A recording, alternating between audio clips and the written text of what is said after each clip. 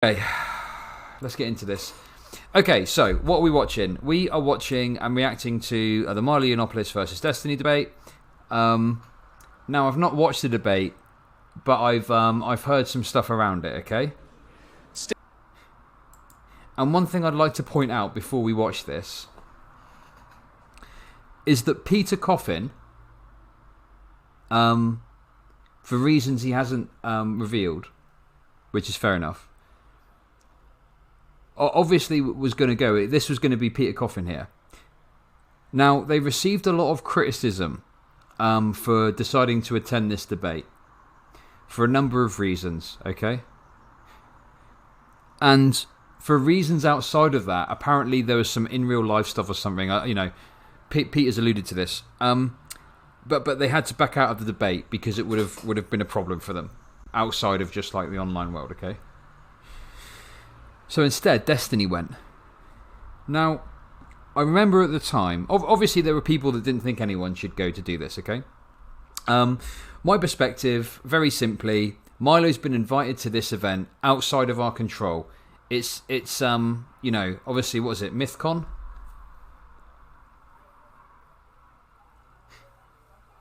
It's MythCon, right? So MythCon, we're going to host this event. Milo is going to be there, okay? So someone was going to have to go. Someone, somewhere. Okay? He was going to agree to it. Now, a lot of people, particularly people that are extremely supportive and kind of like stan like Destiny, right? We're very happy about the fact that Peter had dropped out because apparently Peter's not a very good debater. Peter wouldn't do a good job of challenging Milo or pushing back, blah, blah, blah, blah. Whereas Destiny is the master debater.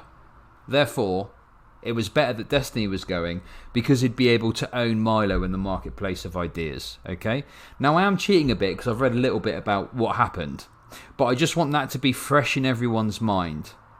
So, basically, rather than have like an actual leftist go, whether you like Peter, whether you don't like Peter, whether you agree or whether you disagree with him going, I appreciate there's going to be different positions on that. I think that there is some value at least in having a leftist go and present lefty ideas. Okay? So instead, what we had was Destiny, who's kind of more towards the centre than like Peter, who I'd say maybe is like centre-left, maybe liberal, sock dem, however you want to describe him. So instead we got that. I guess on the idea, based on what was being discussed online anyway, I know that's not always the best place. Who is going to destroy Milo in the marketplace of ideas? So that's what we got instead. So let's find out what happens. Let's go. Sticks and stones may break my bones, but words can actually hurt me. Our first panelist, Stephen Bonnell, or as many people may know him online as Destiny. Destiny is a popular Twitch streamer and a YouTuber. Speed this up a bit.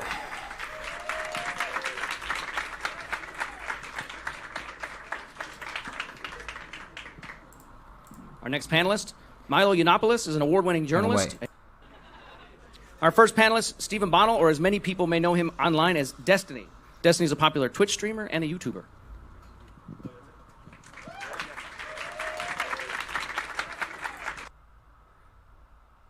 I think they've had to put platforms in his shoes. I think he's got like, 5-inch platforms in his shoes.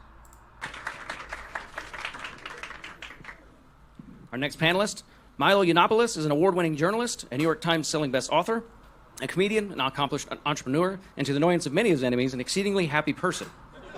He's one of the most sought-after speakers anywhere, invited by foreign governments, wealthy individuals, and even the occasional private company to share his unique blend of laughter and war. His book, Dangerous, sold over 200,000 copies, despite never being reviewed in any major publication.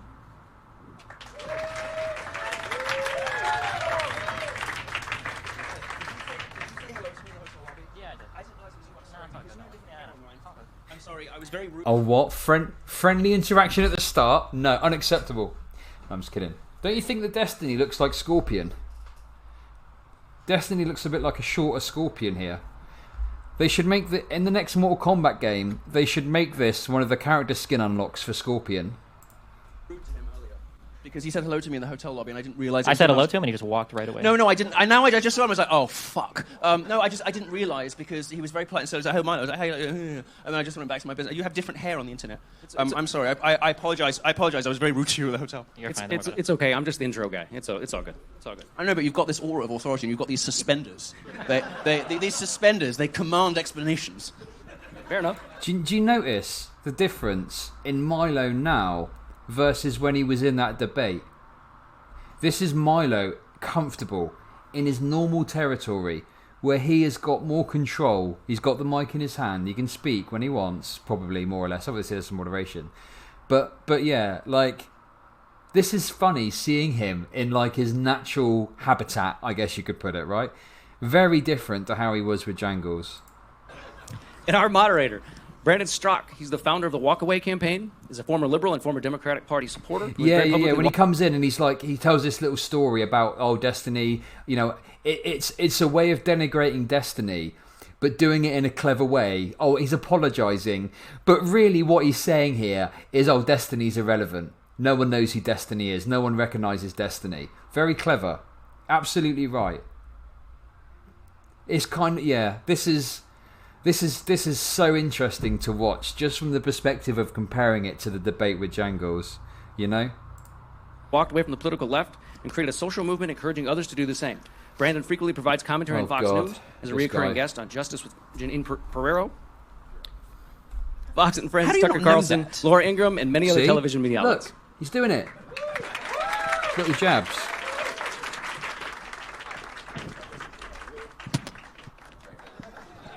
No, I don't like the masks. Shady bitch. No. You know, I'm not indifferent to you, but the social distancing is wonderful because it's how I wish everybody was all the time because I can't stand anyone. The masks are a nightmare, but social distancing is fabulous. I never want it to go away. Good evening, everybody. How are you all doing? All right. Hi. My name is Brandon Strock. The name of our panel this evening is Sticks and Stones May Break My Bones, but can words actually hurt me? You know, I was actually known for a brief time in 2018 as the poor man's Milo Yiannopoulos, so it's really a pleasure to be sitting here. No, that was Chadwick Moore. You were the poor man's Milo Yiannopoulos in 2019. It was still preferable. It was still preferable to the alternative, which was gay. Milo is so good at this. Milo's really good at this. I hate to say it, but he is. Like, this is his expertise. Like people are saying, playing the audience, lightly jabbing other people, but in such a way that it comes off as just playful and, you know, not mean-spirited, but really he is being pretty rude. The charm offensive, yeah. He's a pruned socialite. I really like that way of describing him. A pruned socialite. Damn, that's good. Candace Owens. I actually prefer this. All right.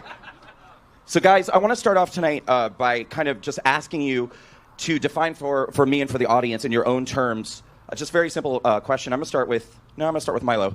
Milo, define hate speech. And before you answer, the reason why I'm asking this question, which is very basic, is that you are actually a very interesting character. I feel like I did a little research on you, and it's hard to actually pin down. You're not a typical. Do you consider yourself a liberal? Yeah, I would say so.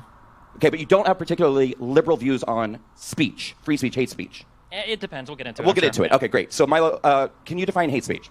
No, because nobody can. Okay. Fair enough. Love it. Destiny, same question. So hate speech, we can look at it at three different levels, basically, right? We've got legal definitions, we've got corporation definitions, and then we've got kind of our own personal, moral, ethical definitions. It really depends on the type of conversation we want to have. Like on the legal level, well, in America, I don't believe there's any definition for hate speech on the legal level. On the corporation level, usually hateful conduct is conduct that discriminates against like age, ethnicity, religion, whatever Twitter's, Facebook, TOS says. And then on our own personal level, it means a lot of different things to a lot of different people, I guess. So for the purpose of tonight's conversation, I think we're going to focus mostly on things like social justice, cancel culture, social media, how hate speech would apply to these kind of things. And so I didn't expect your definitions to be that brief, so we'll get right into the next segment, which is, can we compare emotional pain with physical pain? And so to get this kicked off, psychologists from Friedrich Schiller University in Germany had 16 subjects read pain-related words while imagining situations that corresponded to each word. During the experiments, participants had their brains scanned with functional magnetic resonance imaging. And the result was that Dr. Thomas Weiss told Live Science there was an activation in the pain matrix of the brain to subjects who heard pain words. So if we accept that there are reactions in the brain resulting from harmful words that are very similar to those when people feel physical pain, should we separate the two, Milo? Is emotional pain synonymous or worthy of discussion in regards to physical pain when it comes to being hurt by words? Quite clearly, there are physical reactions observable from words. And it shouldn't surprise us. That shouldn't surprise anyone to hear me say. Obviously, words can be dangerous. Words can be impactful. Words can change the world. After all, they're proxies for ideas, which is about all we have. The question is can utterances, can something you say out loud affect... Okay. Why is Milo so orange? I've just noticed. Orange man bad, am I right?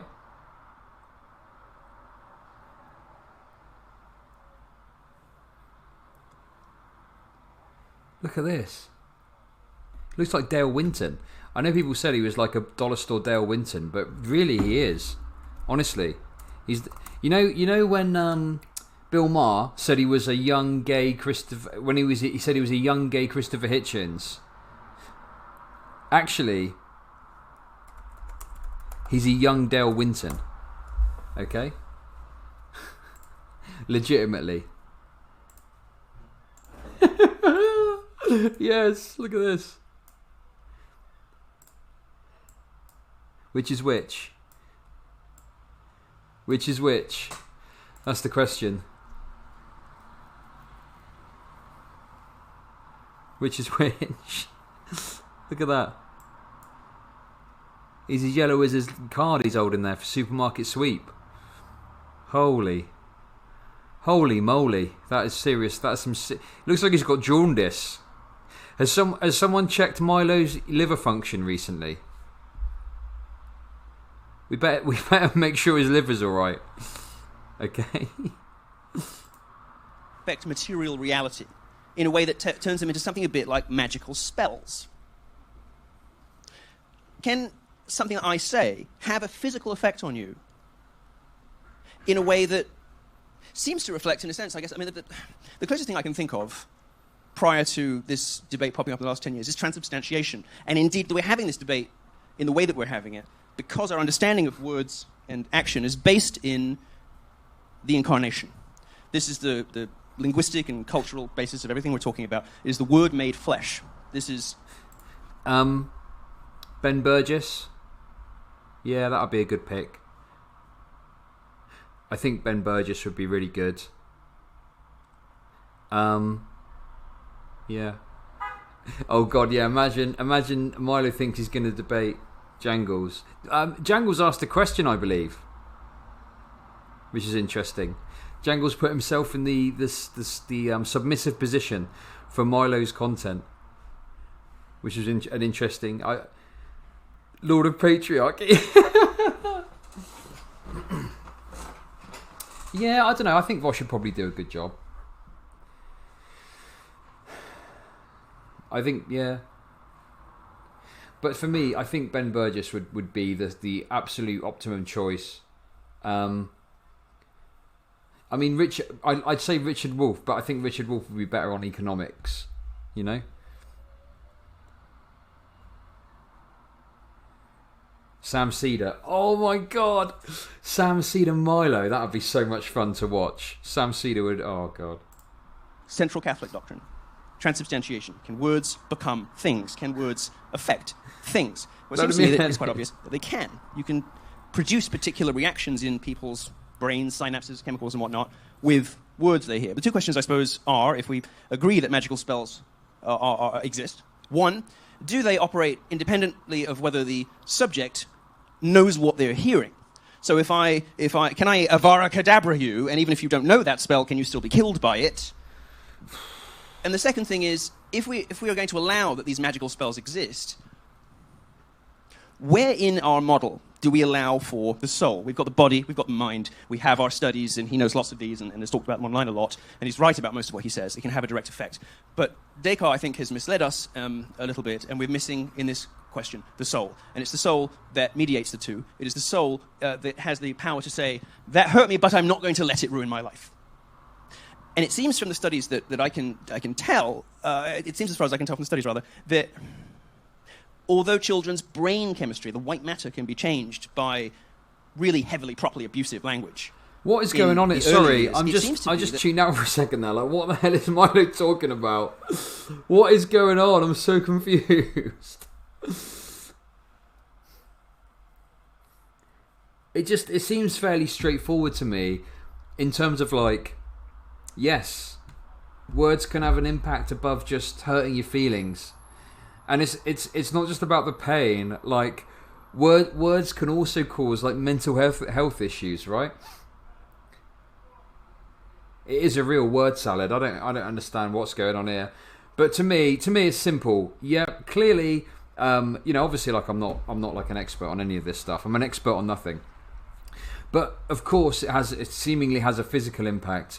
But further to that, it also can potentially have a significant impact on like your mental health, which can also affect your physical health. Like depression and other mental illnesses can have a negative impact on your physical health too.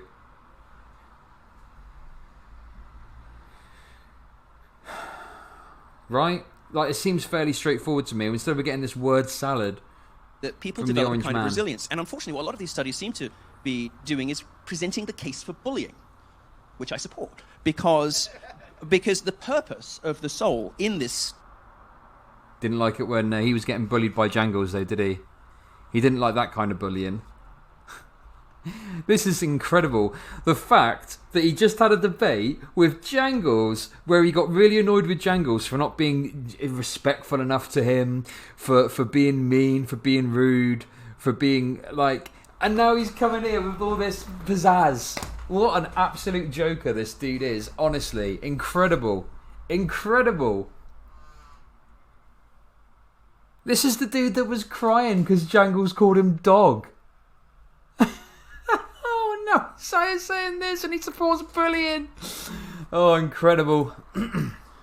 in this tripartite dynamic is the mediating layer between the two. There's a sort of words create a direct, chemical reaction, and then we have a moment where we can decide. Then we have agency. Then we have individual responsibility. It's at that point we can decide: is this going to be what and who I am from now on? Is this going to destroy my life? Am I going to get offended? And so, on the understanding of all that, can words create physical reactions? Absolutely. But are words violence in the way that a physical act is? I don't think so. Because if I punch you, it hurts whether you see it happen, whether you're even aware of it happening or not. But verbal abuse, if you like, doesn't function like that. There's something a bit more complicated going on, and it requires our participation. I think the idea that, like, what is it? Words of violence? Is that what people say?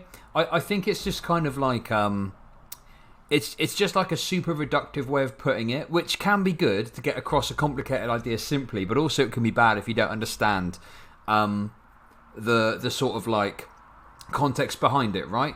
So I think just saying that doesn't really do much, but when you explain about it and talk about it, then, I think there is a case to be made there for that, right? All he's doing is giving his audience the traits they want to see in themselves: witty, intelligent, stoic, and edgy. Yeah, true. Very true. And our participation determines almost entirely what happens at the end of it.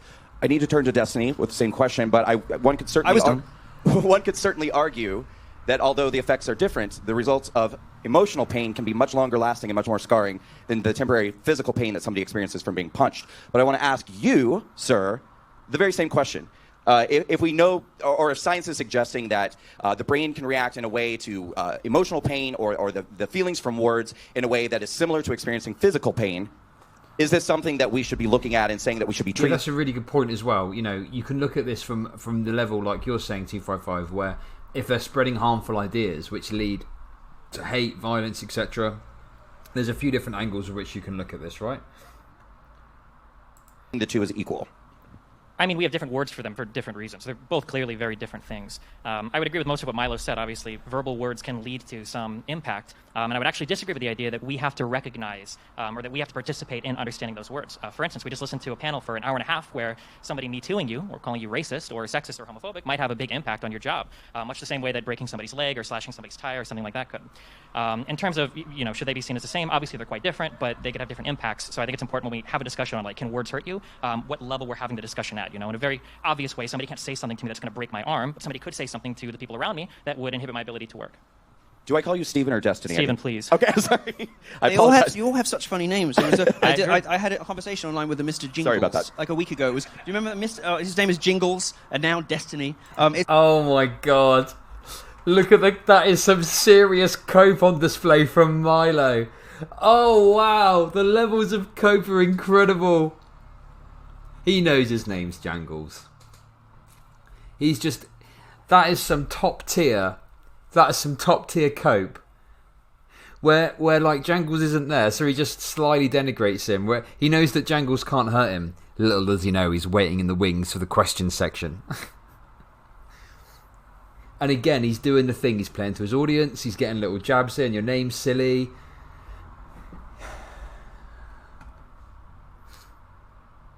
This is, I don't know. It's all very. Thank you for Stephen. To be fair, my video game name is Destiny. Your real life last name is Yiannopoulos, which is pretty funny, right? It's worse than you think, because I grew up with my mum's surname. I actually changed it to my dad's surname. I chose to be Yiannopoulos. It's even worse than you imagine. So, Milo, you began to transition to the next topic, which is do words lead to violence? And not so long ago, decriers of hate speech would often point to the connection between hateful speech leading to physical harm, citing that hate speech incites violence. Now, the more recent narrative seems to be that words are violence. So when words are violence, what should qualify as an incitement to violence? Stephen. It's such a. I hate this because I'm going to say this at the start of a lot of answers. It's a very complicated question. Like when we say are words violence, the first question is, well, what kind of violence are we talking about? Are we talking about somebody getting fired from their job because somebody tweets that they are either an abuser or somebody that's racist? Some people would argue that's a type of violence. Are we talking about the type of violence where if you tweet something at somebody, they're driven to commit suicide? That's a type of violence. Are we talking about just saying mean things to people on the internet without even really knowing who they are? Some people argue, well, that might be a type of violence. So I think the question. Can I stop you for a second? Because I really want to examine the second one that you just said. If somebody said something to someone on social media that drove them to commit suicide, would you consider that an act of violence on behalf of the person who made the comment? So, in a way, yes. I think what's important to understand when we talk about our words violence, just because I acknowledge that something could be violent or offensive, doesn't mean that I necessarily think that that thing shouldn't exist. There's a lot of things we can say that can be taken in an incredibly offensive manner. There are lots of things that we could say that down the road could lead to some sort of violent action. I think it's important that if we acknowledge that free speech is important, which I think it is, unlike the lawyer that was up here earlier, I like the U.S. free speech laws way more than the U.K. ones. I don't think you should be thrown in jail for teaching your dog how to do a Nazi salute. But if I'm surprised. No one was thrown into jail for teaching a dog how to do a Nazi salute. I disagree with what happened to Count Dankula. It was wrong that he was charged. It was wrong that he was fined. But no one's been thrown into jail in the UK for doing a Nazi salute. He was fined £800. And I disagree with that. I really dislike this casual misrepresentation of it. Oh, is it? Okay. But also, he wasn't fined for doing he wasn't fined because he's made his dog do a Nazi salute. If he'd just made his dog do a Nazi salute, that would have probably, not. But it's because of the phrases that he used, which were targeted at a specific group. That was the problem. Yeah, Butthurt Gamer, precisely right. That's the issue. It's not to do with the Nazi salute. I really find it frustrating when people misrepresent that situation. And I disagree with what happened to Count Dankula. I don't think he should have been charged. I don't think he should have been fined. It was clearly a joke. It was clearly intended to be a comedy video. But yeah, whoever that lawyer was that argued for that is completely foolish. I don't know who that is, but they're wrong. If we are going to acknowledge that freedom of speech is really important, which I think it is, we need to understand the downsides to that as well, so that we can, address them and deal with them properly in society when they come up. Well, I think nowadays when we hear things like words or violence, I feel like it's most commonly used in the context of pronouns, discussions on race. What? I have some of these questions coming up later, but this dude is so clearly biased.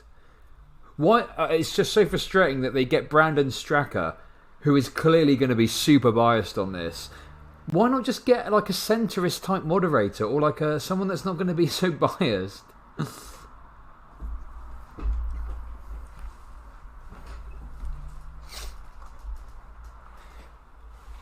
And I think the problem you've got with the pronoun thing is obviously people, accidental misgendering happens, right? Like it's just a thing that happens. You can do your best, but sometimes your mind will slip or something like that. The thing is here, when people talk about pronouns and violence and stuff like that, what they tend to be referring to is when someone goes out of their way to intentionally misgender someone.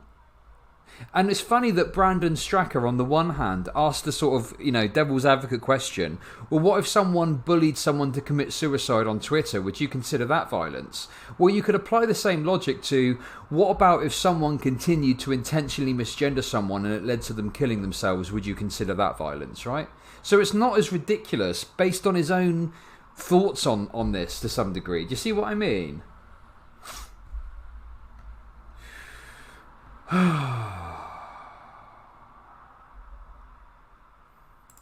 I mean, while we're here right now, in your opinion, is misgendering somebody violence? So these words are usually a proxy for other activities, and that's what nobody No, of realizes. course, of course they're not. They're just going to paint this ridiculous kind of straw man of like, oh yeah, if you accidentally call a trans person the wrong pronoun, they're going to call you violent. And like, in my time engaging in like lefty spaces, the times I've like misgendered someone accidentally, no one's ever called it violence. No one's ever accused me of being a transphobe or anything like that. It literally is just like corrected and move on, right?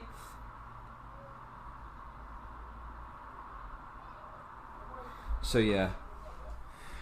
I don't think anybody actually cares if you misgender them one time accidentally. People walk around acting like if you accidentally misgender someone on the street, they're going to call the SJW police from Canada over. Oh my God, me and Destiny making the same points based. C-16 division is going to throw you in, some Canadian moose jail or something. I think the problem is that usually that type of aggressive behavior goes along with other things too. Like, hey, I don't like you because of who you are. I'm not going to give you any good jobs. I'm not going to give you any good promotions. I'm going to pay you less. I'm going to treat you like shit. I think that these things tend to go hand in hand with each other. I think that saying words are violence is a little bit simplistic, but I also think it's a little bit silly to say, oh, well, they're only words. Well, usually these words are paired along with other types of actions. I agree with Everybody Destiny, on this stage knows it. honest. That people that say certain things act in certain ways as well. And I think it's important to recognize that. Yeah, obviously things like Twitter kind of promote this hot take economy, so you get people tweeting stuff out like words of violence and that's it, and it's not given the background and stuff, right?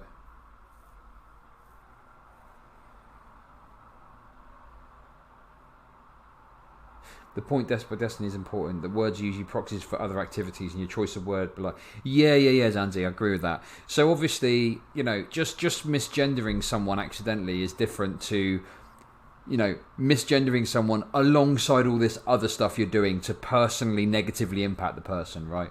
Yeah. And that's okay. But that's the problem is people will sort of look at that and be like, like it's the classic thing that rightoids will do. They'll throw up, we saw it earlier with the quartering. They'll throw up some tweet with like 2 likes and be like, this is what the left believes now. And it's like, what are you talking about? That's just some rando off Twitter. Like, How on earth do they represent a consensus on leftist ideas? Like, it's just absurd, Is misgendering somebody violence? No, of course not. It's absurd to say that it is. And I think we have to dilute the definition of violence down to the point where it means the same thing as hate speech now means, which is, there are as many different definitions of it as there are, citizens of the United States. It's just stupid. We get to the point where it doesn't mean anything anymore. And quite clearly, these videos of people losing their mind, it's ma'am, are very much the... on the whole, they're the exception and not the rule. There does seem to be a particular problem with transgender people being a little quick to temper, let's say. Maybe it's part and parcel of a package of various dysfunctions that they have. But on the whole, people get very upset about these things. They're not actually... Come on, you got to push back against that. Please, push back against that, Destiny. That is completely egregious. You can't let that slide. That's dreadful. Please, push back against that. Getting upset. They're making a conscious decision to be offended. Oh my God, that's terrible. In response to a violent action, that is. It's difficult though because he's throwing these little curveballs in there. He's throwing these curveballs in there, and you're not. Oh God, it's so. God, Milo is just. this is a world apart. Look, we'll see what Destiny comes back with. To me, this just proves though that like why Milo is not like a person like that engages in good faith on things, right? The way he throws these curveballs in just denigrates trans people as a whole while making his point. It's disgraceful. Political position. And very often a lot of this stuff, it's important to bear in mind, is not really about whether or not you hurt me or not. A lot of the stuff that's going on in America at the moment, particularly with race, but also with a lot of these other categories of people and the various linguistic demands they're making on you, is jockeying for status. Now, where I come from in Britain, you listen to someone talk who sounds like me, and you would make very quick and very obvious and mostly correct assessments of where I come from in society. You'd be able to figure out what kind of house I grew up in. You'd be able to tell what sort of school I went to. You'd know the kinds of books I read, and you'd know what my friends look like. But in America, things are very different. Those categories are much muddier. And that's because largely the class system's been replaced with mercantilism and money. Capitalism is the only class system in this country, really, and the only dynasties you have here are financial dynasties, not really, when it comes down to it, ethnic or even educational ones. So, financial dynasties, stinky. I wonder what that's in reference to. How is that relevant? Listen, Milo doesn't miss a trick when it comes to slipping the JQ into discourse, alright? He knows who his fan base are now. It wasn't an accident that he recently interviewed Nick Fuentes. He slips it in there because he knows he needs to pander to his audience. Opportunity for some JQ type stuff, slip it in there. Get it in there. Lovely stuff. We're really seeing, it seems to me, with race and with women, with a lot of different racial groups, and even now with transgender people, is jockeying for social status. Because even though America doesn't have clearly delineated class categories, everyone is very acutely aware of where America doesn't have clearly delineated class categories. Oh my God! Look, this is where Peter Coffin would have been perfect for this, because he would be able to blow this point out of the water. He would be able to absolutely... I mean, it might not have gone exactly the same way, obviously, if it was Peter there, but come on. Like, Peter Coffin would have been all over this stuff about class, and this is where the lefty analysis would come in, and this is where that would be really good. Oh, God, it's so annoying. Because I'm fairly certain, I'm going to make a prediction. I'm fairly certain that Destiny isn't going to push back on that. I'm fairly certain that Destiny isn't going to engage with the points, the erroneous points that Milo's making about class. Sit in a hierarchy and very sensitive to slights. And there's a lot of what goes on in American public life is dishonest and is conversation at one level removed from what's really happening. And what's really happening is people are working out what the pecking order is. And in American society, we are currently in a situation where nobody actually really knows. We've got this very febrile environment in which black people are still trying to achieve socioeconomic equality with whites, although they have largely achieved cultural equality, where women don't know where the hell they are because they're told completely different things by everybody. So nobody really knows where they are in the hierarchy. Most of what we're talking about, I see sociologically as jockeying for status. And I think that this idea that getting down this rabbit hole of language being violent and people inflicting damage on one another with misgendering, this is a very secondary issue to what's actually going on, which is really much more to do with class. Can I ask a question? Yes. I feel like, in some ways, I agree, but I guess it depends on what you mean. When you say jockeying for status, does that include like gay people that want to get married? Does that include women that want the right to have medical procedures on their body without the government intervening? Does that include? No, you've got to go with the class. It's the class. That's what you need to get him on. Not this stuff. No. I think, yeah. You push back against the kind of like stuff he said about transgender people, maybe like that was at the start. But again, there's a lot of information to take in. But yeah, this is where you hit him on the class. Like not this. Oh God. Oh my God, this is so annoying to watch.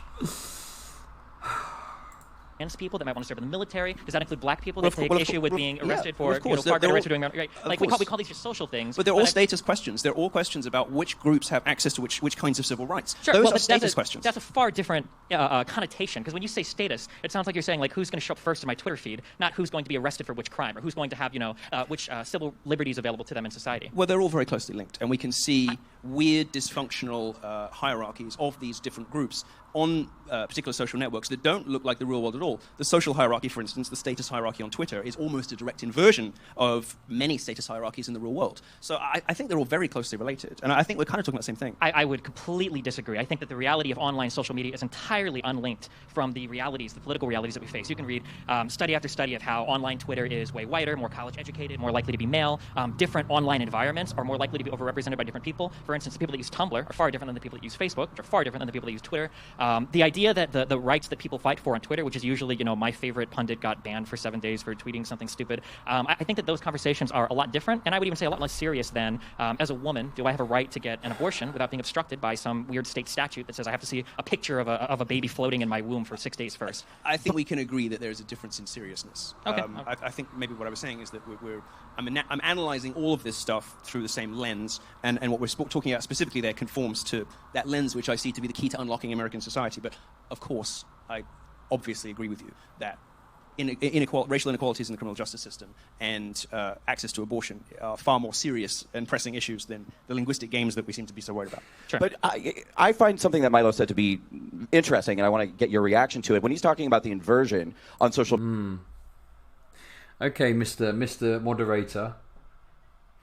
I found something that one of the person in this debate I'm supposed to be moderating interesting. That's just a way of saying I agree with what Milo said here. Like, this is so explicit. This is ridiculous.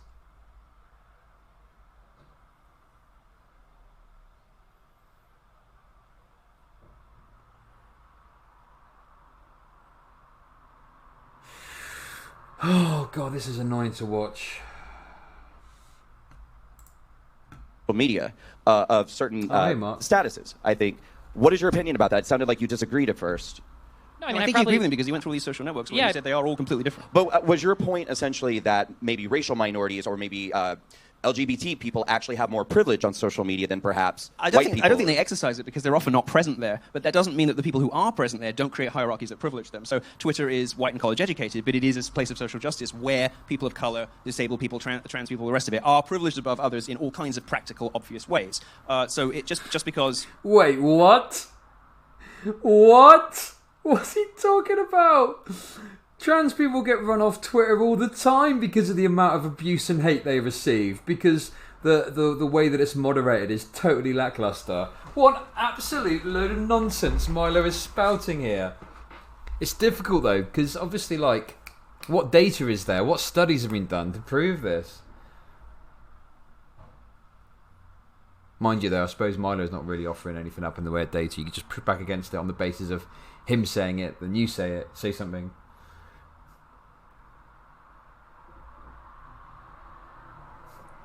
That's ridiculous. Oh my god, this is giving me a headache already. Okay, let's crack on. You know, black people don't see the point of Twitter and aren't on it. Doesn't mean that the privilege hierarchy there doesn't favor them. And that's, something you could even go a step farther with that. If I go on Twitter and I say I hate black people, we need to get rid of all black people, I'd obviously be in big trouble for it. Not that I can. You get in more trouble on white Twitter than you would for saying it, in Brixton or in Camden, New Jersey. Sure, but on the flip side, you can get a ton of people to go on and say we need the Mayo side, kill all white people, hashtag or whatever, and they don't seem to get in trouble for it. So there does seem to be... Oh my god.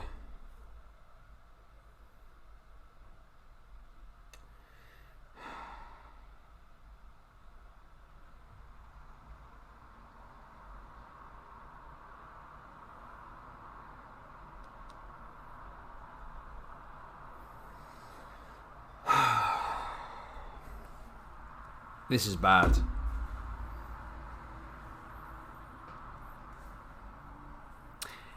Yeah. The reason for that is because black people in America have neither the population size nor the systemic power to actually act on those sorts of jokes, which tend to be like a cathartic release. Now, I don't know, like, it.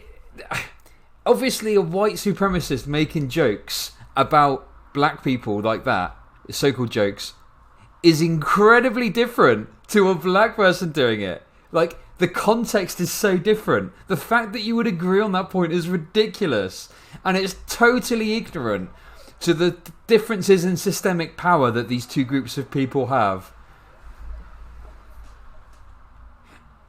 And it's not true. It's not even true. You can get banned from Twitter if you make, pointed negative statements about white people. I've seen it happen. I've seen people get banned because they said yikes things about white people as a group. This is ridiculous. This is just... Oh my God. This is wrong. This is just incorrect. So not only is it not the same, because the context is very, very different in terms of the actual ability. And listen, this is coming from someone where I would say, hey, look, if you're like an individual making memes about,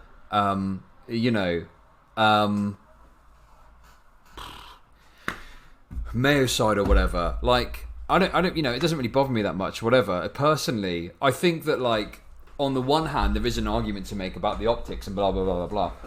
But on the other side, the contexts are very different. Like, I'm not suggesting that, like, I kind of roll my eyes when I see it. I'm like, oh, God's sake, but it doesn't really bother me, whatever. But the point I'm making is to concede this and to say, like, yeah, like, this is a really bad point to concede on. Like, this is very poor fucking showing here. Like, some level of inversion there. But again, I would like to stress that the conversations that happen on Twitter are so far removed from the political realities that like working class or middle class people live in that I think make it a separate conversation. We would agree on more of those than you probably imagine. Probably, yeah. One thing that I do think that Milo said that is incredibly true, and maybe braver than he thinks, that the last panel came so close to understanding, is that a lot of this stuff, when we talk about like SJWism and wokeism, does actually come down to class issues. If you're ever curious why a corporation favors a certain policy, it's not usually because they're trying to maximize their wokeness or they want to be as diverse as possible. It's usually because they're just trying to make as much money as possible. Yes, and Destiny, generally being thank woke you. And being more inclusive to different types of people is usually the safest way to make a lot of money. Right, and this. Okay, that's a fair point. We'll try and be fair. We'll give credit where there's good points made. That is true. That is true. However, I do see a problem here. Oh, hey, Miris, how's it going? I do see a problem here because Milo's critical of capitalism. Milo has got the kind of Nick Fuentes element of rightoidism, where they'll offer like critiques of capitalism, but they're not critiquing capitalism, they're critiquing them. Like earlier, when Milo talked about the financial, what is it? The so-called them. I can't remember the phrase he used. Financial dynasties. He talked about the financial dynasties, right? So it's not necessarily like you have to be cautious in how you engage with the anti-capitalist rhetoric, because I'm sure we'll see here that there's going to be some agreement. But Milo isn't agreeing from a place of leftism. Milo isn't agreeing from a place of like wanting to abolish capitalism as such. Milo wants to abolish capitalism to replace it with a power structure that's a lot more racist, basically. Well, his ideas do. His personal beliefs, I'm not sure, but certainly some of the ideas he talks about and some of the, titans of the mind that he engages with have those sorts of viewpoints, right? Stupid party, the Republican Party, does not seem to understand this about corporate America, which is why it can't fight it. Because it does not realise that the incentives and imperatives of big business may be completely different from those in the account. Attacking the GOP from the right. Absolute standard playbook for these people.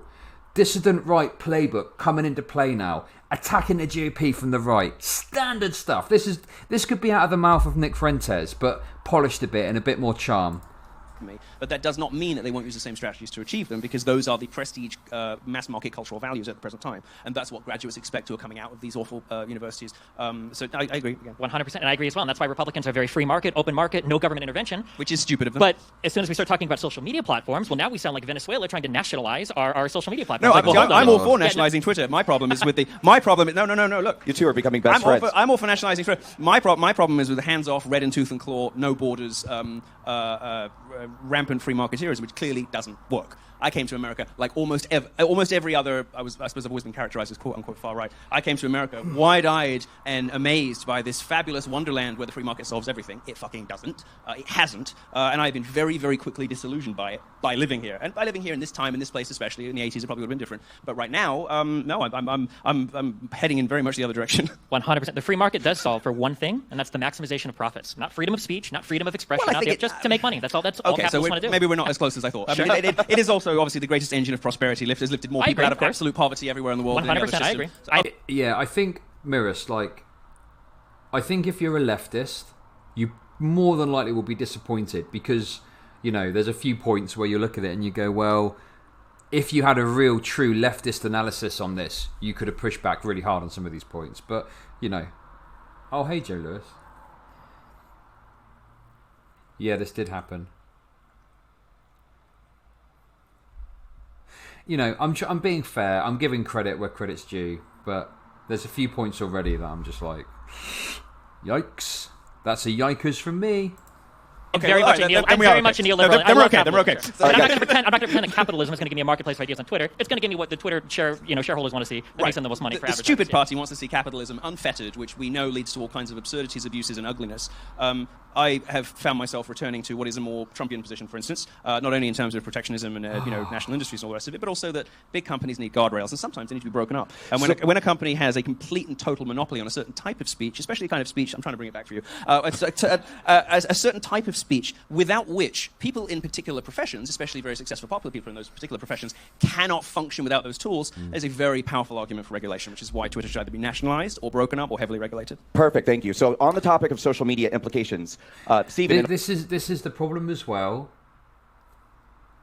I want Twitter, say, to be national. I don't know the exact my thoughts on that aspect, but Milo wants Twitter to be more flexible for people to go on there and say the N-word, right? Whereas I want Twitter to be more flexible so that workers can go on and talk shit about their bosses or talk about unionizing without risking getting fired, right? So we're coming at this from very different angles. So yeah, it's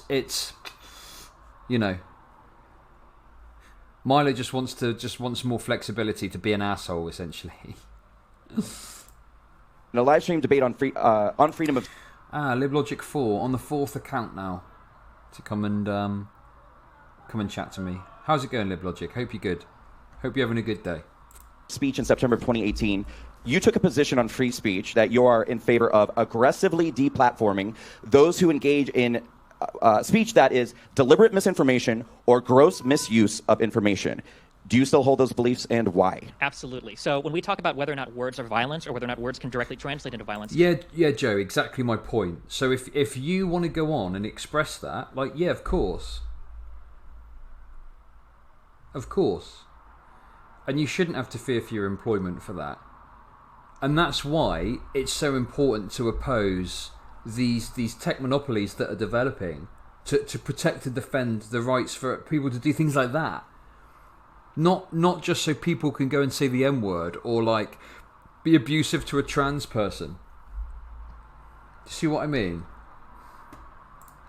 I do think that there are forms of speech that can be grossly negligent, where you can draw a straight line from the damaging things that somebody says to the damaging effects that they have. True, for the right, we complain that liberal college professors do this all the time, that they give a certain type of speech, students walk out of those college classrooms, and they're indoctrinated neo-Marxist, postmodern, neoliberal, whatever, neo-progressive, whatever new buzzword the conservatives are using those days. And then on the flip side, you've got people like... I can point to Donald Trump. He comes out and he says, hey, there's a medication, hydroxychloroquine. It's great. And all of a sudden, now the people that actually need this medication can't buy it anymore because everybody's buying it. And that's just a piece of misinformation that once uttered causes demonstrable harm in the real world. And I do think there needs to be some look at that spread of misinformation because it's destroying our ability to have conversation online. I don't need to talk to Milo about people having bad opinions or ideas of you that have absolutely zero foundation in reality just because people go on and just make up whatever lie gets them the most amount of views, the most amount of hits, and then the most amount of ad revenue. Right, and I've been on the receiving end of that a lot. I agree with you completely, and actually something people don't often know, they think that the Supreme Court definition of free speech is circumscribed by a couple of limitations, whether the speech is likely to cause imminent, immediate physical violence or is likely to provoke it. But there are other things too that the Supreme Court has said do not fall under under full First Amendment protections. Corporate speech, speech for commercial purposes, but also copyrighted speech that someone else owns. I mean, if we had a system in Europe where you could more aggressively sue for that, I could put Turning Point USA out of business tomorrow. For everything they do is ripped directly from my 2015 college speeches. We don't have that, but there are also other things, and I think it's more like a sort of European model that you're suggesting, which I kind of agree with, and I think this is actually what Trump wants too. When Trump was saying that we should punish journalists who print misinformation, my reading of what he said was, perhaps I'm being generous, but my understanding of what he meant was deliberate malicious untruths. In other words, malicious libel. So we have laws for that in Europe. The UK has very tough laws. If you print something about somebody in a newspaper, you have to, if you're responsible, the editor will ask you, can you prove in court this is true? Because otherwise we can't print it. Now, maybe that goes a little bit too far. Maybe the bar is a little bit too high in Britain, and it does seem to be subject to abuse by the rich and powerful who find little clauses that aren't even particularly damaging, take people to court, when something people don't often know. They think that the Supreme Court definition of free speech is circumscribed by a couple of limitations, whether the speech is likely to cause imminent, immediate physical violence or is likely to provoke it. But there are other things too that the Supreme Court has said do not fall under full First Amendment protections. Corporate speech, speech for commercial purposes, but also copyrighted speech that someone else owns. I mean, if we had a system in Europe where you could more aggressively sue for that, I could put Turning Point USA out of business tomorrow. For everything they do is ripped directly from my 2015 college speeches. We don't have that, but there are also other things, and I think it's more like a sort of European model that you're suggesting, which I kind of agree with, and I think this is actually what Trump wants too. When Trump was saying that we should punish journalists who print misinformation. Problem is that there's a feedback loop when companies market to people based on the biases and the process strengthen that. Like companies only sell pink stuff to girls, and that strengthens the bias that girls only want pink stuff, which leads to companies to lean that way even harder. Anita Sarkeesian did a video about this phenomenon several years ago. Anita Sarkeesian, referencing he's based, absolutely based. God, it's so funny that like Anita Sarkeesian got so much hate. Where if you actually listen to what she's saying, she even says essentially, hey, look, if you like media that's kind of problematic in some ways, that's totally fine. It is what it is. She's not even saying you can't play games you like because it's got problematic female characters in or whatever. Antifa Sarkeesian, based.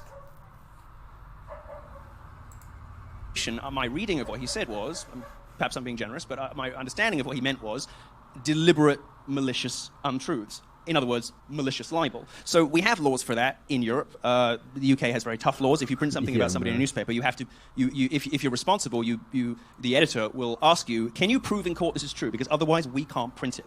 Now, maybe that goes a little bit too far. Maybe the bar is a little bit too high in Britain, and it does seem to be subject to abuse by the rich and powerful who find little clauses that aren't even particularly damaging, take people to court, win whatever, and publications end up closing. But I agree with you. I'm sorry to say, it's very disappointing for all of you. It's a terrible night for you all. I'm sorry. What a finale this is. I have to agree with you that the ideal legal position has got to be somewhere between the free-for-all we have in America, where people can cause purposeful commercial harm with malicious, deliberate untruths, which right now you can get away with if you're a journalist in America and say whatever the hell you want, and the British model, which is a little too draconian, in which you can't publish anything unless you can prove it with documents in front of a judge. Somewhere in between those two is the right answer. UK is wrong, we are wrong, but somewhere in the middle is the right answer. But the question was about deplatforming. The question was about deplatforming, so I'm surprised to hear you saying that you agree so much.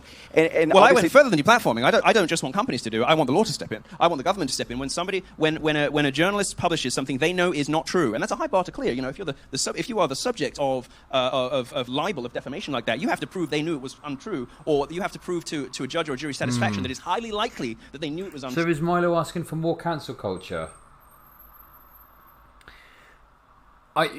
The thing is, for me, is on the one hand, I do think that this is it's so asymmetrical in the UK. If you're rich and powerful, you can basically pay. Basically, the legal system is pay to win if you're wealthy and powerful. Okay, the legal system is essentially pay to win. So you can literally crush journalists under your boot if you so wish it. And that's the problem is you don't want to put journalists in a position where they're terrified or don't want to tell the truth, or don't want to report on things because they're worried about the consequences. But of course, just some random person doesn't deserve to have lies told about them, right? I mean, no one does really. I don't think a proper paper, a journalistic paper, should print inaccuracies about people knowingly, obviously.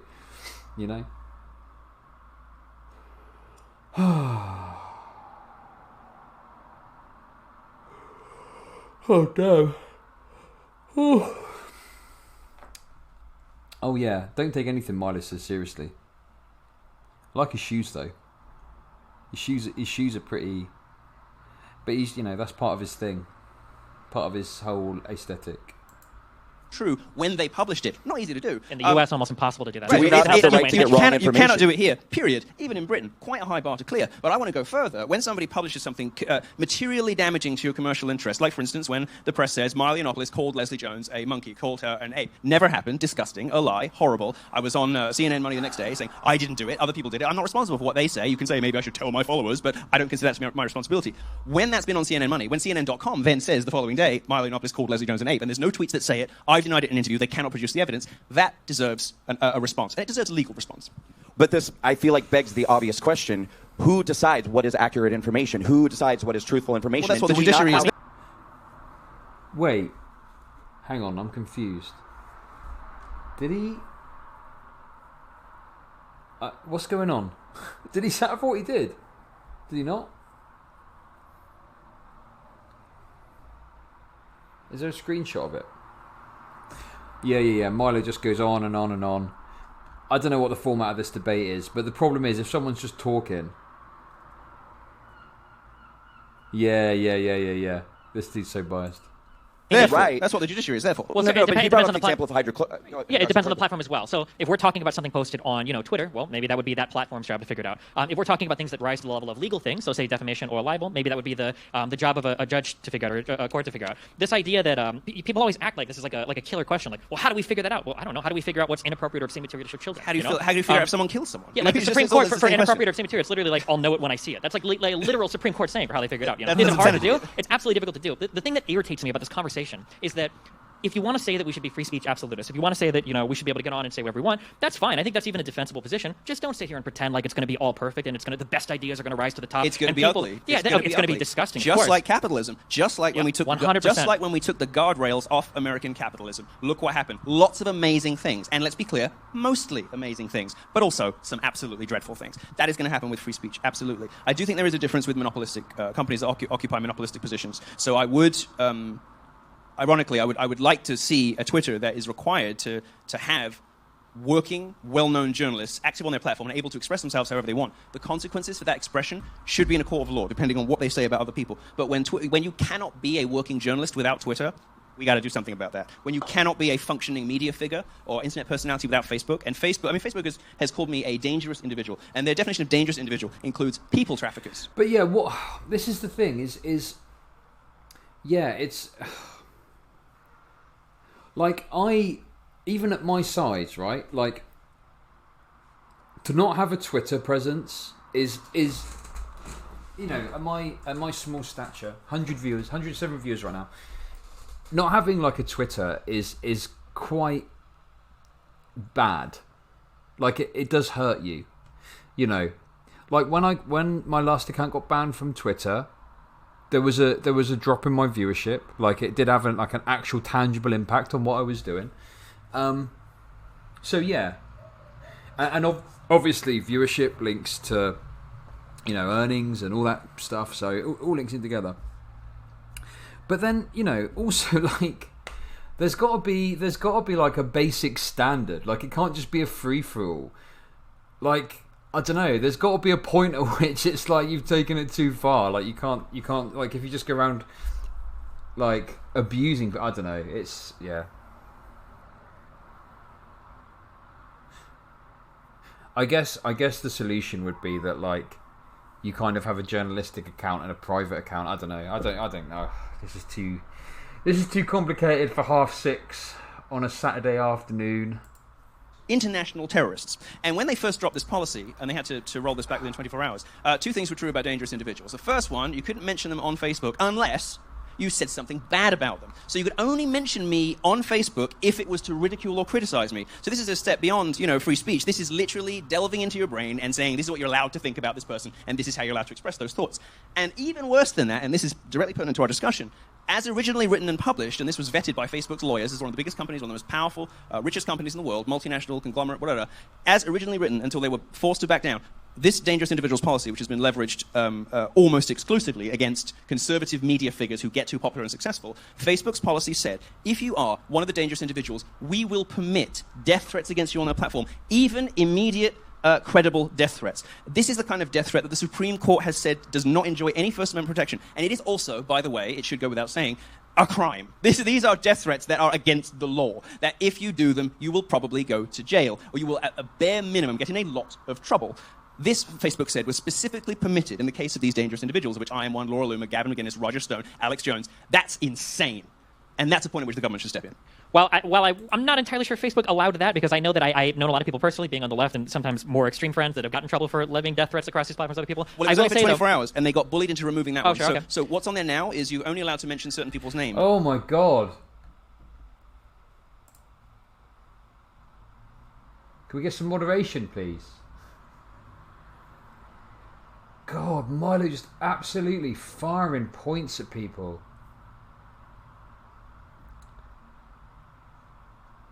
Asmal goes doing a technical recording video. No way, that's wild. It's about the Call of Duty thing. In a negative context, what they originally published, the day they published it, it said no death threats, no credible death threats, no immediate death threats, no intentions, expressions, or glorifications of violence, except in the case of dangerous individuals. It was an explicit, entreaty, dare I say it, invitation to smatter Facebook with death threats about the people that it had designated to be dangerous individuals. So that was rolled back very fast within a couple of days. For the people that listen to this, and the concept of freedom of speech, is like, oh my God, this is so wrong. Just as a reminder, this is Facebook exercising. Oh, damn. You won't be disappointed. Techie_TM. Thank you very much for the sub. I very much appreciate it. Little cheeky Prime sub. Thank you. Destiny versus Milo. This is a big brain commentary. Listen, if you've come for big brain commentary from me, I'm afraid you're going to be disappointed, okay? First Amendment right. When you talk about free speech absolutism, part of that is, well, if I'm an entity and I own a platform, I could decide what goes on it. That's my freedom of speech. If you oppose Facebook's ability to limit or curtail what people post on their platform, then you're actually obstructing their freedom of speech as a corporation or legal individual to do so, which is something you have to understand. This is why being a free speech absolutist, although I may have been one of the best known ones, possibly the best known one half a decade ago, is an ultimately insupportable position. Of course. Because it creates mayhem. Stephen, if you support aggressively deplatforming those who engage in deliberate misinformation, gross misuse of information, then where do you draw the line? What about parody? Oh my god, look. Look at these two. It is 2-on-1 at this point.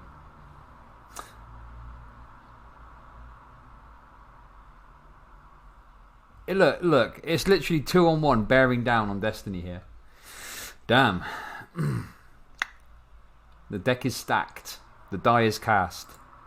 Well, I mean, it would have to be determined by. I guess I don't know if you'd have like an if I created a independent YouTube arbitration channel? thing that does. You could have it on. Yeah, I mean, like if you're clearly known as like a parodied person, right? If Nathan For You does a skit on anti-vaccination, I'm probably going to take that a lot more as a parody than if Alex Jones comes out and says vaccines don't work. Like, I'm not really sure. When it comes to satire or parody, I mean, we make those decisions culturally. Is that guy joking? Is that guy not joking? And in a legal sense, we kind of make those distinctions as well, right? Like parody is literally a part of copyright law. Can I take your song? Have you seen the majority post stuff on Straka? No, I've not seen much content about Brandon Straka, but I do know about him, and I know what is sort of the cut of his jib. It's walk away from the Democrats, leave the It's kind of similar. It's like the LGBT version of what Candace Owens says, essentially. But I've not engaged with his content that much. I think Jangles knows quite a lot about Brandon Straka, but yeah, I've not really. I don't know. Maybe I should engage with some of his content. That could be interesting. Song and make my own song over it. Well, whether or not you can or can't depends on how transformative that content is. Making the decisions culturally, to me, or as a society, feels. You're kind of making an assumption that we're all on the same page, which we absolutely are not. We're not, but I mean, we make a lot of people. It's funny because they think that our values come from the law. The law is informed by what we believe culturally. The law will follow what culturally we deem to be acceptable. Yeah, it's happened with gay marriage. It's going to happen with marijuana. Like the law will follow. We cannot legislate away cancel culture. Let's be clear, right? You can't pass a law just because it is an ugly and ugly runaway train right now.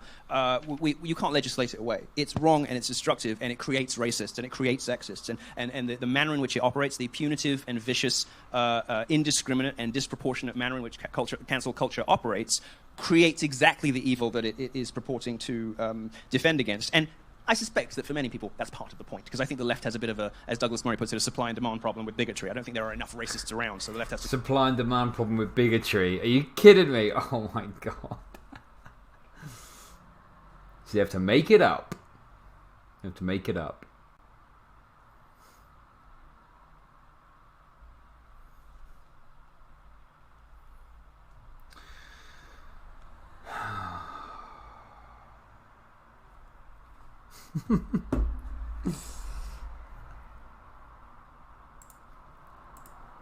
To create a few more of them with this shit, and I think they have.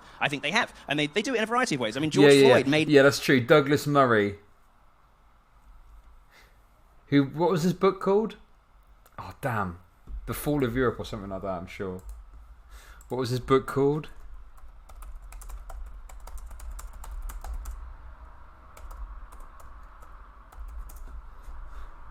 The Strange Death of Europe.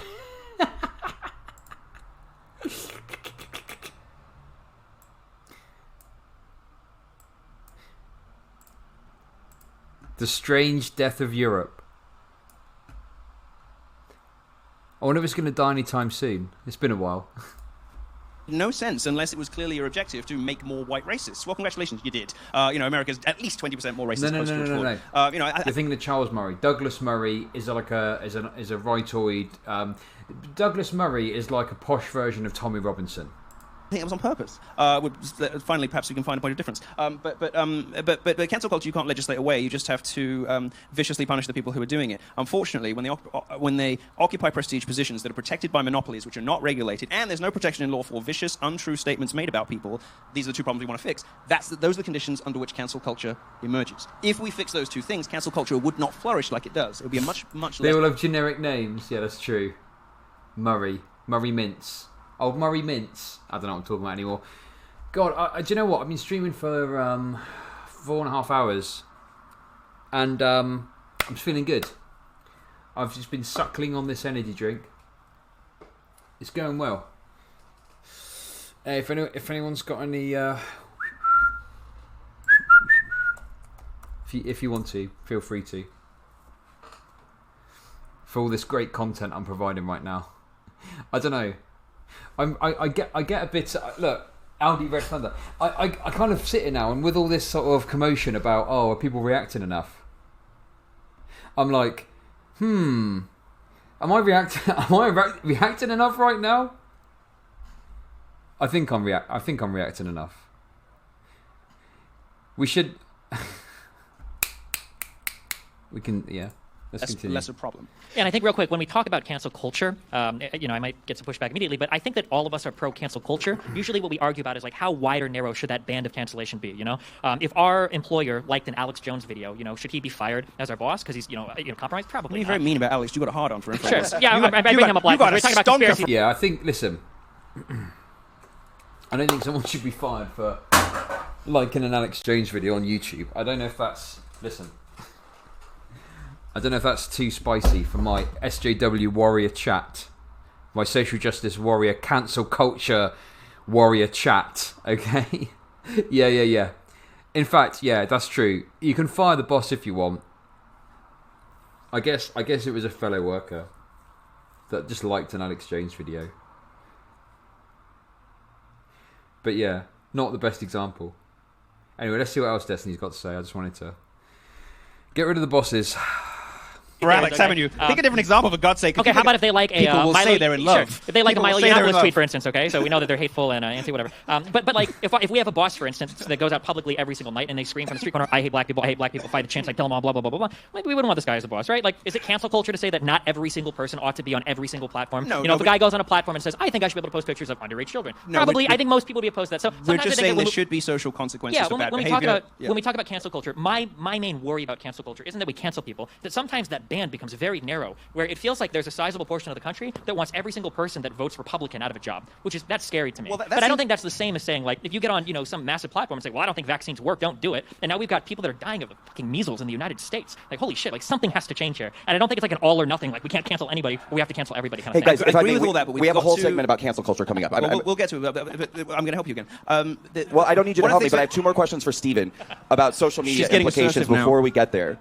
So, two more quick questions for Stephen about social media. Stephen, in a live stream debate with, and I apologize if I'm saying this wrong, Bastiat, you said, I think there are strong arguments for nationalizing certain platforms like Facebook and Twitter. Do you still agree with that position? Yeah, I mean, I think that what Milo said earlier seems to be true. I didn't know you said that. I'm so upset about how this evening is going. Yeah, I know. Unfortunately, I actually said it just This is going to do you just as much damage as it does me. The problem is that, but the difference is I'll be consistent with my argument. Stop interrupting Milo.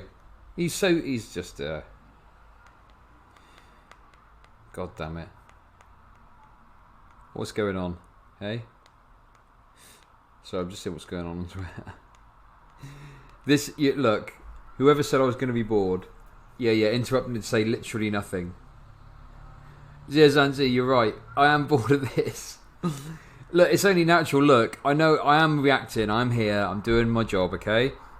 I'm doing my very important job, pushing leftism forward by reacting to some debate from some rightoid panel show, okay?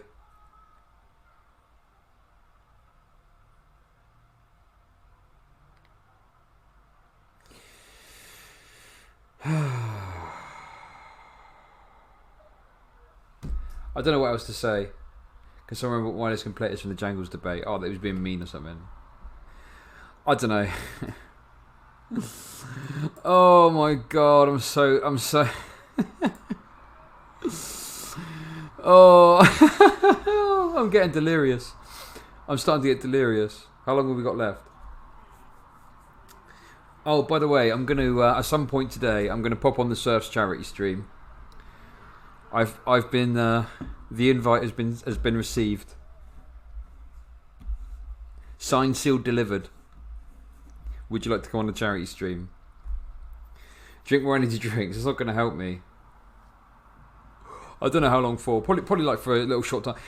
You know, I've been streaming for 6 hours. Obviously, I want to go and help out on the charity stream, but you know, I don't know. I kind of feel like I don't know. I'm going to go on. There'll be all these people on there, and then me, Chud Logic. What's up? What's up, people? It's the arbiter of leftism. I don't know what I'm talking about. Oh. 1 week off and Chud's streaming stamina. Look, okay, right, that's it. I'm sitting up. I'm putting my phone over there. Right, that's my phone.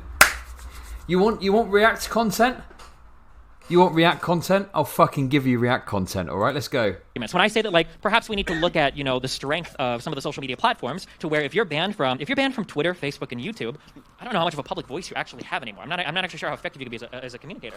But I would extend that to go, like, well, maybe we should increase, you know, like, the strength of unions. I don't know if you can negotiate against an employer or whatever. Like, I'll carry that to its logical extreme. I won't just stop conveniently at social media because that's the only thing I care about, because that's the only thing I post on. But yeah, I think there can be very good arguments made for the idea that if you get deplatformed across every single large social media, you've essentially lost your public square. Like, in a way, that is the new public square in the United States and in the world. Right, and you know, as patient zero, like, I'm over it. It's fine. But this. That's it.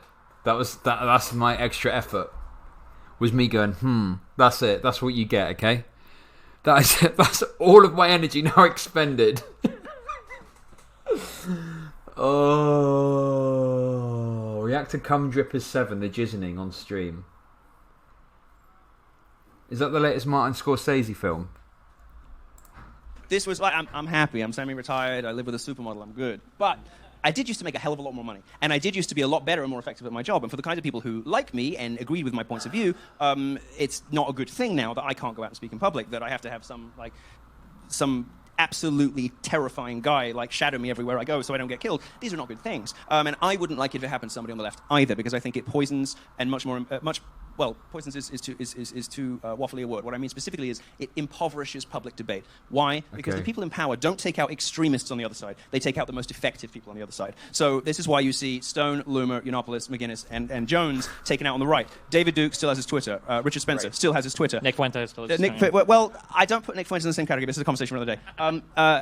They don't take out the extreme. Oh. Going to bat for Nick Fuentes. Oh. Uh-oh. Stinky. Yeah, Milo's very orange. Yeah. I wouldn't like it. Exactly. He's a massive hypocrite. Absolutely enormous hypocrite.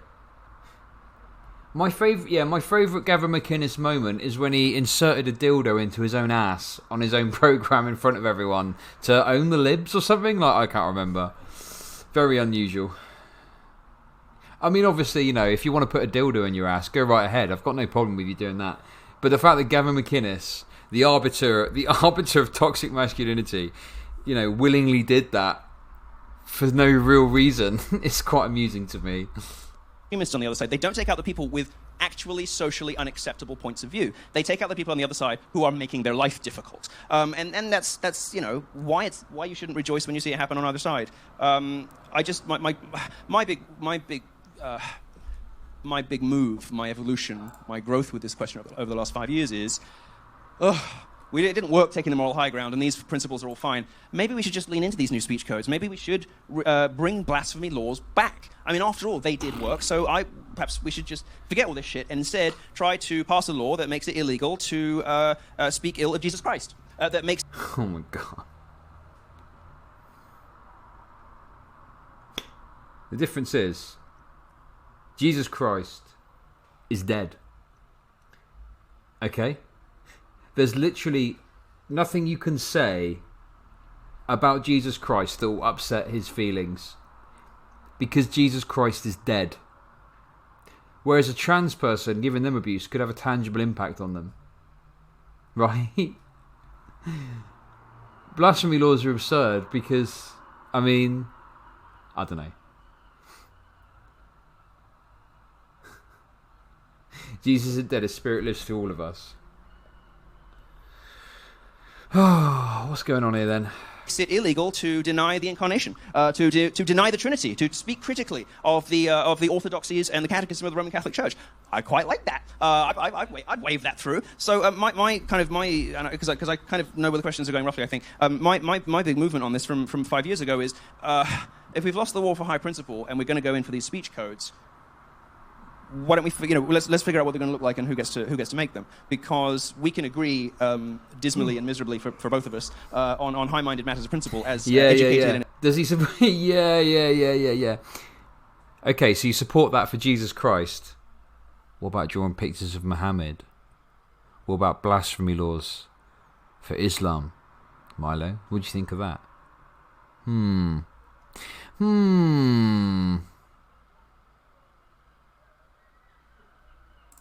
Attentive observers of what's been going on for the last 5 or 10 years, but quite clearly, reasonable people like this are not in charge of what's going on. So maybe we need a revival of the religious right. If the social justice is getting too out of control, if the left is getting too out of control, if they're cancelling people for saying what did Julie Bindel say? A bedwetter in a bad wig is still a man. If they're cancelling people for that, maybe we just need our own version. And maybe, in fact, the religious right, but with religious right, but better on Twitter is actually what we need now. So that's my great moral quandary at the moment. I'm going to go ahead and say that we don't need that.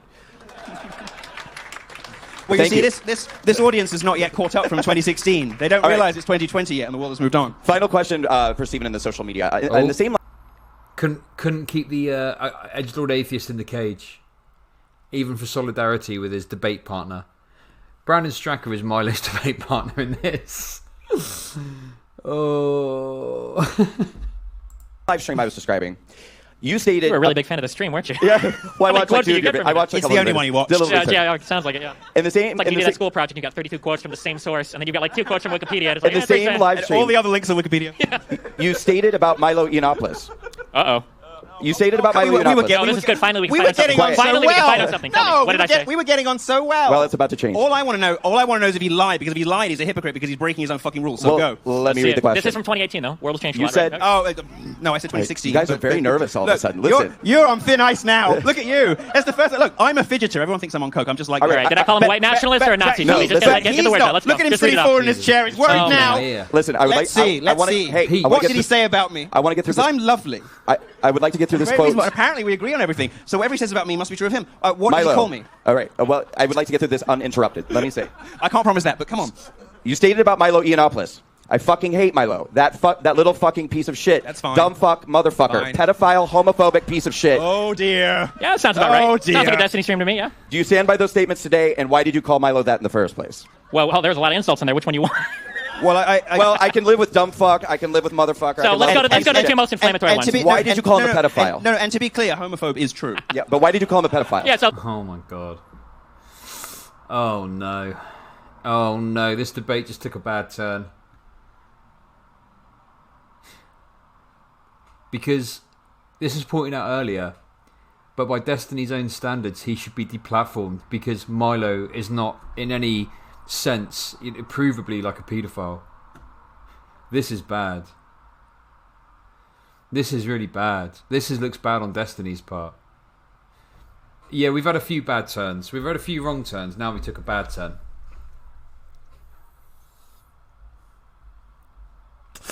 Oh dear. Destiny has basically... Oh god, this is bad. So by Destiny's own standards, he should be deplatformed because he spread misinformation. I don't know. Let's see how this pans out. The homophobe one, so the pedophile one was, I took great issue with a stream that you had where you made it sound like it was a necessary part of the gay experience to have a relationship with an older man. That was something that struck me the wrong way for sure. Okay, I think what I said was, as a recipient of that relationship, as the younger party in it, and not the older party in it, it can be beneficial for some of those young men because they, when their families reject them, somebody can kind of inculcate them into life, someone can accept them, various things like that. This got grotesquely misrepresented by the right, incidentally, and then places like Newsweek, rather than saying, which is, this slippery, disgusting thing, has been accused of covering for pedophiles, which was a lie, total and complete lie, has been accused of being soft on pedophiles. Newsweek eventually contracted this to has been accused of pedophilia. And when I got in touch with them, they changed it very, very fucking fast. But I am going to give you the benefit of the doubt and say that you were just reeling off insults, and I won't hold it against you. Okay, So well, you're I not appreciate offended? I don't really get offended. I mean, I've said far worse things about myself than anything he can come up with. Are you sorry you said it? I'm sure we both have. No, come on. What are we Come doing on, here? that's bullshit. No, don't do that to him. I wanna know. His fan base will never forgive him. He's going to have to do a Fauci First of now. all, He's my gonna have to do a fan Fauci base hates me Dude, for half the things I say on any going to given a day. protest more likely to get you COVID? Well, any large guy, you're going to have to make him do a Fauci. Don't I know, make him but do part that. of your Don't argument- put him in that position. No, not- so I stand it's- by. it's I a real stand by. question. No, so I stand by what I said. I Brandon, feel But like that's not perpetrating misinformation? no, I feel like if you ask me to expand it, and I might have even in that stream. I don't know if that was just a string of insults where we were going more. I feel like the displaying that like these kind of like adult adolescent sexual relationships can be healthy for people, even if in some reality that might be true. I feel like it's a really harmful thing to perpetuate. I would never. Okay, but that doesn't... Yeah, I don't get offended. Remembers the Jangles debate. Oh god, it is. Look, I'm gonna look. I say a lot of shit. Okay, when you stream, when you've got to stream for a long time, you're gonna say stuff about people. I've said all sorts about people. But then, like, to have this standard, and then, I don't know, it's tricky, right? Because now by his own standard, he's got a really platform, because Milo's not a paedophile, as far as anyone knows. Yeah, call him buddy. Call him buddy, that's it. But that's a very different thing to claiming that somebody fucks children. No, which is what you're sure, claiming sure, when that's you true. call someone a pedophile. So by your definition, you're in jail. Oh shit! Good thing I live in the other country though. Finally, a little heat. Oh my god. Well, there we go. There's the clip. There's the clip. There it is.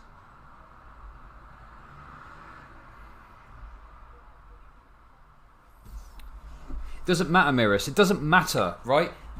Destiny's fucked up there because that's the clip. Milo dunking on Destiny. There's the fucking clip. That's it. Job done. That's the one that will get shared around.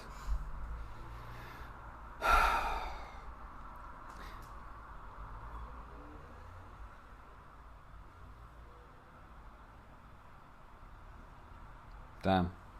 Dunked on by Milo. Embarrassing. Heat. Finally. All right, listen, guys. I'm fine. I'm over it. I'm good. Like, nobody could do any more damage to me than has been already done, and in some cases I did myself. But just to be strictly accurate, when I mean about people, I pick things that are real and true, and it's important to be careful about your insults because something like that, for instance, doesn't hurt. You could see it didn't really. I was like, yeah, okay, I've heard that a million times before. Not particularly cutting. Whereas if you come this evening and said, Jesus Christ, you put on 25 pounds since 2016, that would be both true and hurtful. Sure, I would qualify what I say then. Instead of calling him a pedophile, maybe I would say pedophilic ideology enabler. I would disagree with that, but at least it's not going to get you in jail according to your own. Thank you. Okay, fine. Let's move on, shall we? Perfect. So moving from your next live stream, Destiny, you called Milo. What's back to the topic of cancel culture for a moment. We see a lot of times these days not. Oh my god.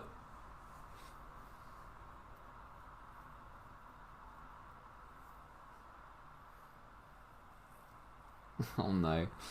Look, to give credit, like, yeah, obviously it's hard, right? Like, fuck me. in a life situation. But gee, that's painful. That's painful. Milo's so good at this.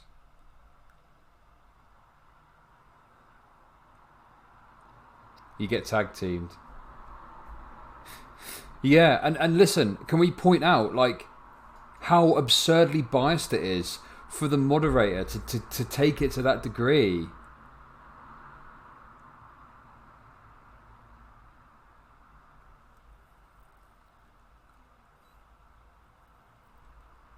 Jesus, Brandon Stracker literally tag teaming Destiny with Milo. It's Jesus Christ.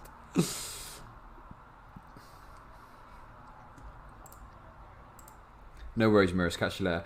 But I think, you know, you can just as easily say, look, you know, sometimes when you stream and you say provocative things, you know, there's a difference between, during a string of insults, calling someone something extremely provocative and actively spreading misinformation, like saying coronavirus isn't real, or you shouldn't wear masks, or, you know, it's a Jewish hoax or whatever. Like, you can clarify that there's a difference.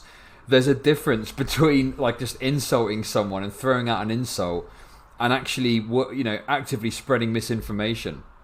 But he didn't. He just sort of accepted that, you know, he just sort of accepted, like, yeah, you're right, damn. Like, he just conceded it completely.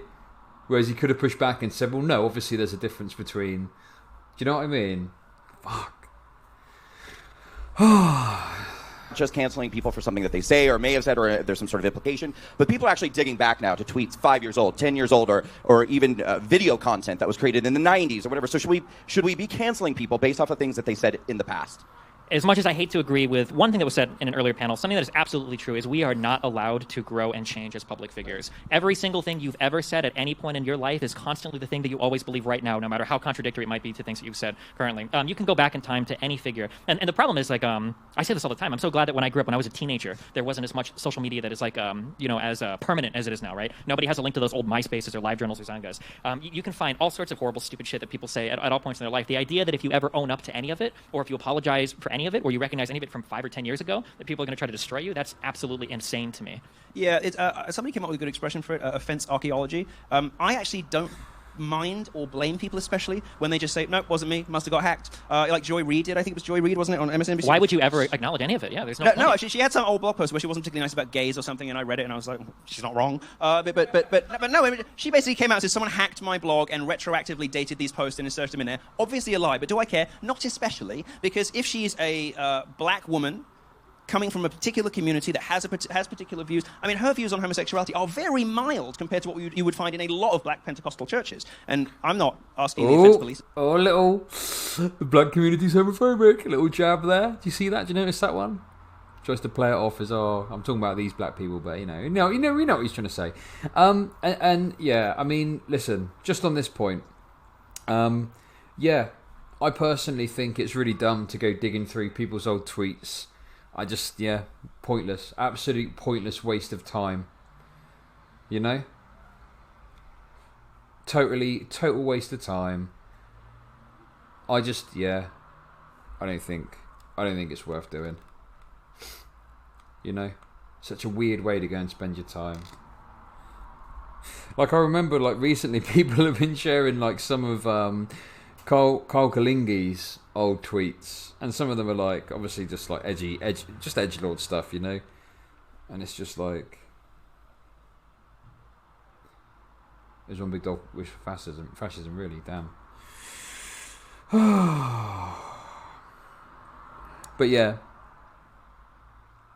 I don't know. I just can anyone think of any benefit like to going back and digging up like super old tweets like from 10 years ago, particularly when someone's changed as a person, right? Like, I don't know. To start knocking down the door and arresting pastors. And I don't think that her pandering to homophobic sensibilities, whether or not she has those beliefs herself at the time, now, whatever, all the wrong questions were asked. The fact that she had old blog posts, it's inexcusable for people to go back and sort of and surface this stuff later. And for her to turn around, wasn't me, got hacked, I kind of thought, you know what, fair play, girl. I don't blame you. The only question that should have been asked is, whether or not this was or wasn't you, what do you actually believe about it today? That's the only thing I really care about. Yeah, and I think that's the important thing. If somebody says something and you're not really sure how to take it today, and we kind of go back a little bit, and you can establish like a pretty clear pattern of like, oh, well, you said this 2 years ago, you said this 3 years ago, maybe it looks like you kind of do mean this thing. I think that can be valid. But this idea of going back, like 10 years ago, you tweeted this, kind of racist joke, so now you are currently like the most racist person. I think it's ridiculous. Sure. It says the way Joy defended herself pushes towards her still believing it. Oh, okay. Well, that's fair enough. If someone still believes it and hasn't changed their position, and it's something abhorrent, But I think broadly speaking, in I'd say probably the majority of cases, it tends to be people because at the end of the day, if you've got like Richard Spencer in front of you, and you go back 5 years ago and you find a tweet of him saying something yikes, you're going to just be like, well, it's Richard Spencer. Like, what do you expect? Oh, what? David Duke tweeted out some JQ memes 5 years ago. Oh my God! Quickly, we need to let everyone know about this immediately. David Duke may be anti-Semitic based on 5-year-old tweets. Do you see the point I'm making? So it tends to be people that have got like a good public image, or aren't considered to be problematic or whatever. That's why people will then go and dig up old tweets. Yeah. The hashtag David Duke is over party. Yeah, Mark, exactly. Give people a chance, right? Like, no one was born with perfect, right? I have it on good authority that 10 years ago, David Duke said a racist thing.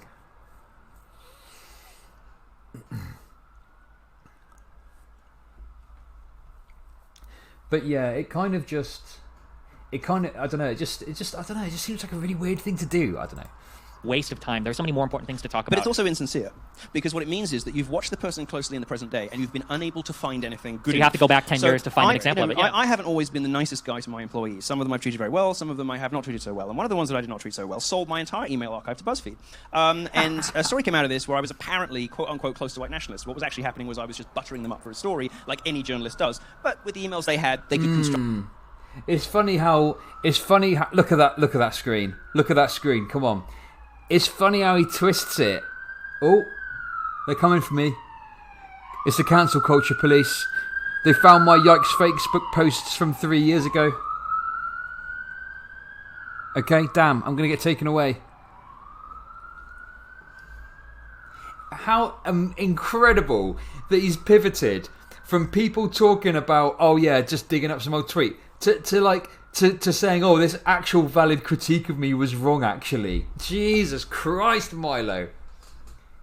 Got to push back against this. You've got to push back against this. Come on, this is egregious. Dropped a fairly persuasive case, and, BuzzFeed being BuzzFeed, who can blame them? They did the best with what they had. What they could not produce was a single, in this apparent example of me being, adjacent to or fully paid up member of white nationalists, a single example of me expressing an opinion in 9 years of emails that was even remotely racially insensitive. Not a single word that was remotely critical or insensitive or offensive towards black people, because they didn't exist. So they had to instead go back into history and construct something using this offense archaeology. So, not just because I've experienced it too, I have not done it to anyone without... Come on, you've got to push back against that. Come on. Come on. When I have approached them and said, you still hold these views, and they have said yes or not answered, or I found evidence that they have continued to hold those views into the present day. But other than that, I don't think I've ever done it, because I think it's disgusting. Stephen, you made a comment a moment ago about how in cancel culture we're not really allowed to evolve at this point. Do you feel like there's a double standard that falls along political party lines? Because I look around sometimes and I see maybe comments Joe Biden made, certain people who tend to fall on the left making, whether they be racially insensitive. No, he's not going to be able to push back. Partially as well, because Brandon Stracker's just jumped down his throat with something else, not giving him a chance to respond to what Milo's saying.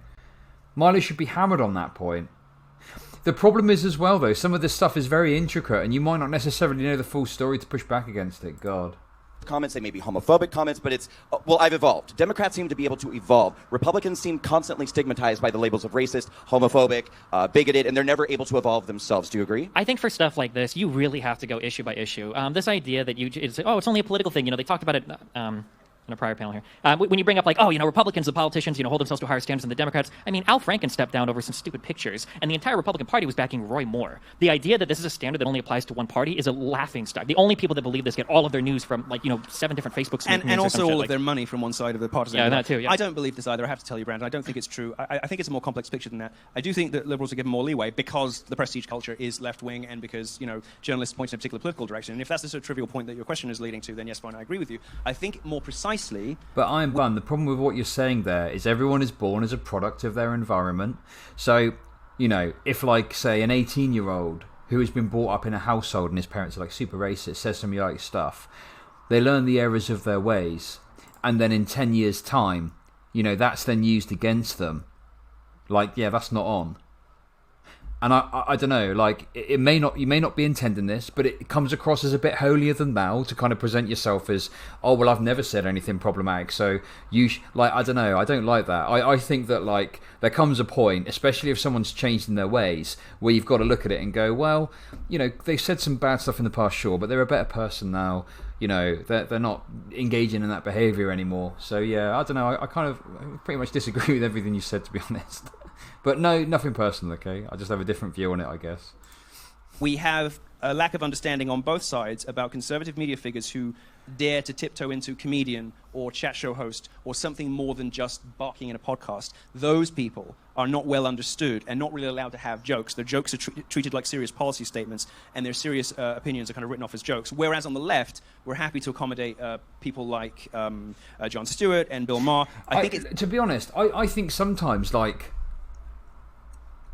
I don't know, like this calling for an apology, someone must perform penance. I don't know,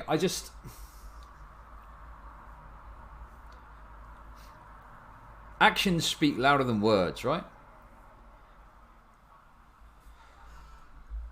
And it depends. If someone said something that was bad a year ago and they come out now and say, hey, look, I'm sorry about that,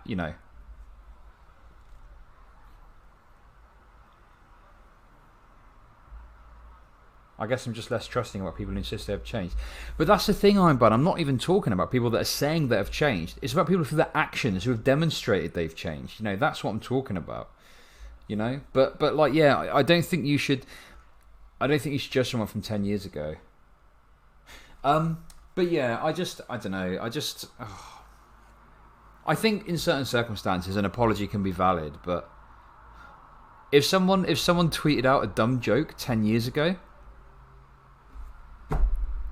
especially like, I don't know, I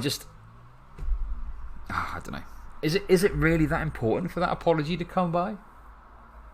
I don't know. It depends on the situation, and it depends on what they were doing. It's complicated. There's nuance there. But I guess frustrated with this, like, demand for penance. I think that is a thing sometimes. And I think that, like, and again, it depends on the circumstances and what's been said. But broadly speaking, like, you need to remember that, like, it's difficult to word this without sounding like I'm supporting people being an ass and never having to contend with that. And I'm really not trying to do that. But, sometimes, like, in certain circumstances, you need to remember, like, we're all human. I don't know. We've all made mistakes. And just because someone doesn't want to apologise in certain circumstances isn't necessarily like an indictment of them. Like, especially when there's like thousands of people demanding it. Right? Like, you said this bad joke 10 years ago, we demand you apologise. Like, sure, it can be the right thing to do maybe, but I don't know. I don't even know what I'm trying to say anymore. What's going on? Hang on, I'm seeing some good stuff in chat. Does anyone think Destiny's new approach to debating the right is worthwhile at all? Destiny pulled me out of the alt-right because he showed power and he wouldn't let them get away with bullshit. The whole "we're best friends, we just disagree on everything" approach. It doesn't make me think it'll pull a single person over. What I'd say, okay, that's interesting, relax. So,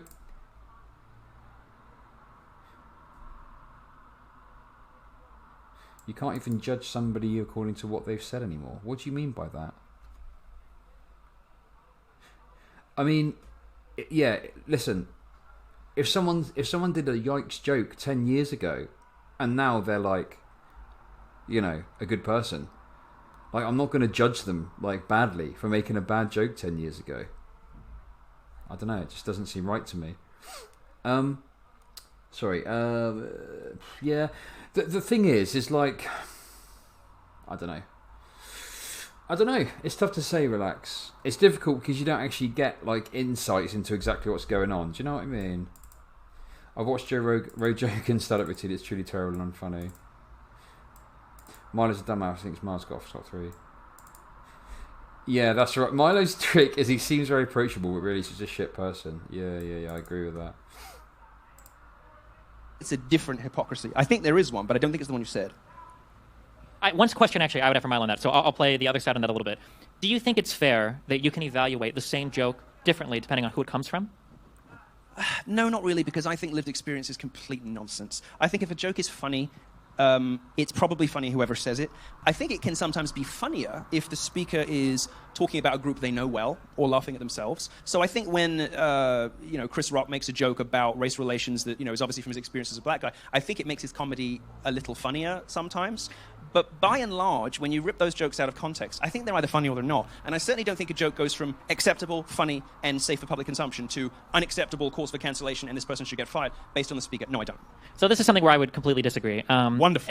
So I'm curious on this. I feel like if you were to take a rural person and show them I don't watch much of his material, but like I'm pretty sure Larry the Cable Guy makes a lot of jokes about, hillbilly, redneck, stuff like that. You were to take a joke that he says about those types of people. I feel like they could watch that and enjoy it and laugh at it a little bit more than, say, Dave Chappelle making the exact same joke. Even if the joke is the same, it feels like we kind of color the joke based on who it comes from. That if you know a certain disposition a person has, their beliefs, it's kind of okay if they joke about something, but if there's somebody else and you think that they might, actually be a little bit antagonistic or aggressive towards the topic, when they joke about it, it feels a little bit different. I feel like that's a fair stance that most people can take. I think maybe it's just a difference of degree, because I kind of already granted you that maybe it's a little bit funnier if the person is laughing at themselves, or a little bit funnier if they have some direct knowledge of it, but only really that's a question about packaging more than anything else. I think that for the most part, a well-turned joke is pretty funny whoever says it. Now, I mean, there are great insights. I mean, look, I'll insert my opinion, my unneeded opinion here. Like, I think anyone should be able, like, to tell any joke ever, whenever they want, about whatever they want. They should be able to make any joke they want. Like, sure. I mean, that kind of is the situation at the moment, right? And is it perfect? Like, obviously, Count Dankula got fined £800 in the UK for doing the pug thing and the things he said. Obviously, I disagree with what happened there. But, like, broadly speaking, you can more or less joke about pretty much anything you want. And, yeah, like, I really like Frankie Boyle. Frankie Boyle's stuff is really close to the knuckle sometimes. And I think that, like, the thing is, jokes just aren't... Jokes can be more than jokes, and I think people need to be aware of that. And analysing and talking about jokes is perfectly legitimate, right? Like, people make out, it's just a joke, you shouldn't even talk critically. Well, what's the point of anything? Why analyse a film? Why analyse a book? Why analyse a video game? Why analyse anything? Like, jokes are there to be analysed, dissected and discussed potentially. I suppose it kind of goes against the idea of it being kind of funny and laughter and whatever, but it can be interesting to do that, right? I find it interesting. So I think analysis, critique, discussion's fine. I think that, like, yeah, sure. Calling for, like, the cancellation for an edgy joke or whatever can be a little bit kind of not something I necessarily agree with, but I guess aside from, like, getting shit on Twitter from people, I kind of would be interested to see where... And obviously there's some examples, like Count Dankula getting fined £800, Sure, there's some examples you can point to.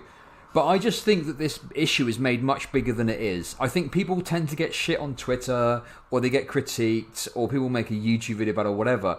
I don't think that, like, there's this absolutely enormous wave of desire to cancel comedians for telling edgy jokes. I just don't think that's as big a problem as people make out. Do you know what I mean? I think it's made to be this bigger deal than it is.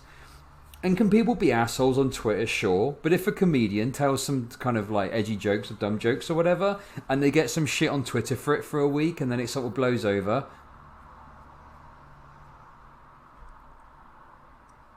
I mean...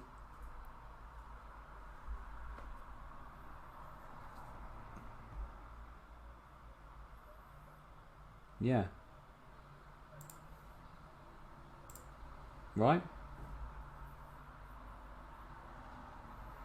But, well, that's the thing. Particular had a comeback, but it wasn't about his jokes. It was about the fact that he was jerking his dick raw in front of women when they didn't consent to that activity. So he'd literally just whip it out and start jerking it and be like, hey, do you like this? So, yeah, that was a different issue. It wasn't just about his jokes.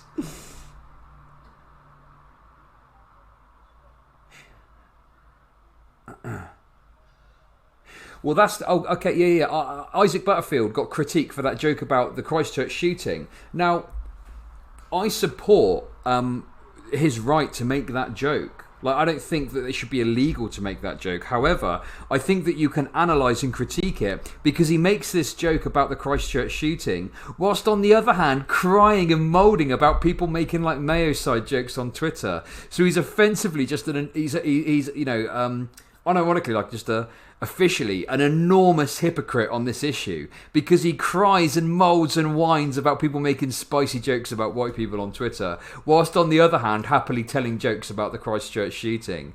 So that's the issue for me there. It's like, hey, you want to make your edgy jokes, you want to have your cake and eat it too, but on the other hand, you know, you're there crying about some people making some edgy jokes on Twitter, so maybe you can shut the fuck up about that if you're going to go and make those sorts of edgy jokes, right?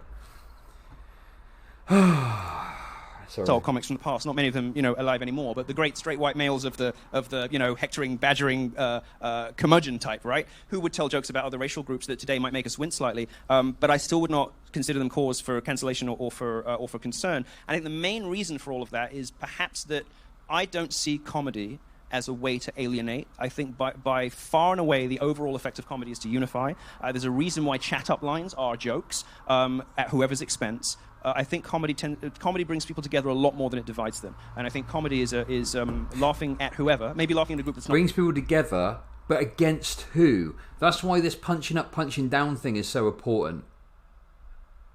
If you're bringing together people to just shit on a marginalised group, then yeah, I'm not really down with that. Personally, I'd rather joke about the people that have got the power, you know? Or propagandists, people that spread bad stuff. I don't know.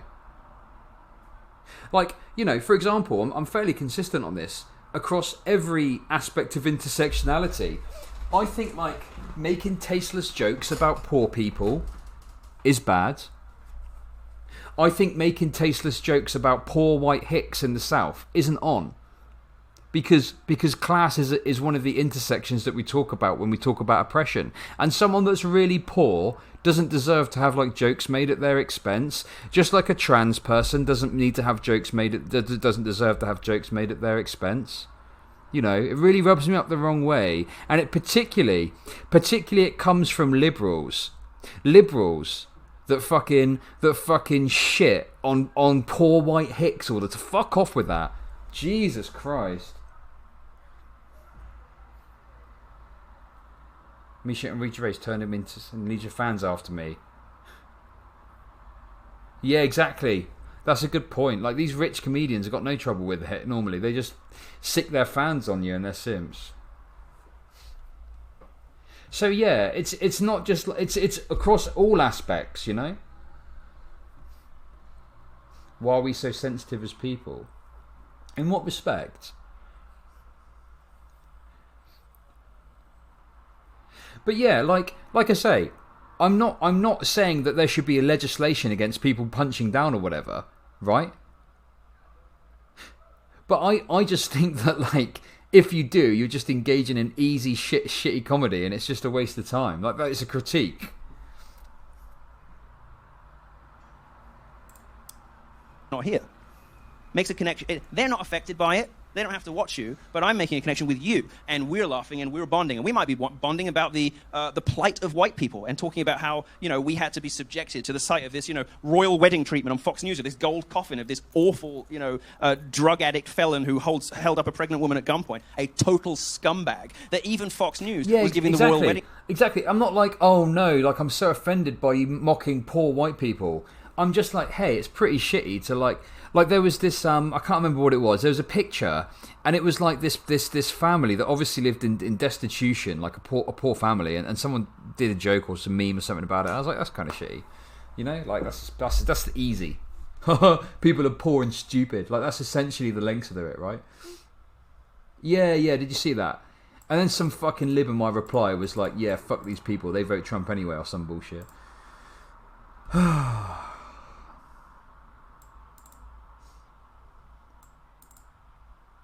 But yeah, isn't that the point? It's fucked up and that's why it's funny. I mean, I don't know. Yeah, everyone's idea of what's funny is subjective, right? That's Trump flags off the back. It's a Marxism. You make history and conditions not of your own choosing. And the point is not just to write to the converted, it's about getting to the audience who doesn't agree with you rather than preaching to the converted. Wow. Treatment too. I think it would be okay in that context. Excuse me. I think it'd be okay in that context to make some jokes about, black tantrums, for instance, in respect of rioting, or whatever. So no, I can't agree. I think comedy brings people together a lot more than it drives them apart. I mean, I don't think they're necessarily mutually exclusive positions. I think I enjoy all sorts of humor. I think racial humor, dark humor, sex humor. I agree with that. But I think we have to acknowledge that somebody. Hang on, wait. We're getting dangerously close to the M-word Andy discourse. Oh. Like a white guy coming up, I don't know what I'm allowed to say here, but a white guy coming up and doing like Chris Rock's old incredibly famous skit that I'm not going to quote, versus Chris Rock giving that skit. Like it's going to be taken a lot differently. White people in blackface doing the N-word family and that kind of thing. Yeah, it's going to be taken a lot differently than which I think is fair because I think it comes across a little but who's differently. realistically actually going to do that? I mean, nobody. Who's going to watch it and enjoy it? Nobody. How many DVDs is this person going to sell? Nobody. I mean, who is that comic? I don't think they exist. Sure. So we have about 5 minutes before we're going to throw to audience questions. I want to touch on the issue of social justice, hate speech and social justice. Milo, does anti-white racism exist? Racism of all kinds exists. If you have lived in America, around this country, in various different states for any length of time, you will know that the most racist group in the country is Hispanics. They hate absolutely everybody, including themselves, and everybody knows it. Absolutely, it's not even close. It's not even close. The way they talk about black people is monstrous. It is bone-shattering, the way that they talk about black people. The way they talk about themselves, almost as bad. The way they talk about white people, well, it's ungrateful and it's I'm indignant about it, but whatever. Who cares? But there is racism in all directions to all people. There's been an attempt recently to do this kind of postmodern exercise on the word racism, which is to deconstruct it and as you all know, reimagine it as a system of oppression that is exercised upon the powerless by the powerful. It's all bollocks. No one believes it. It's crap. I am perfectly happy.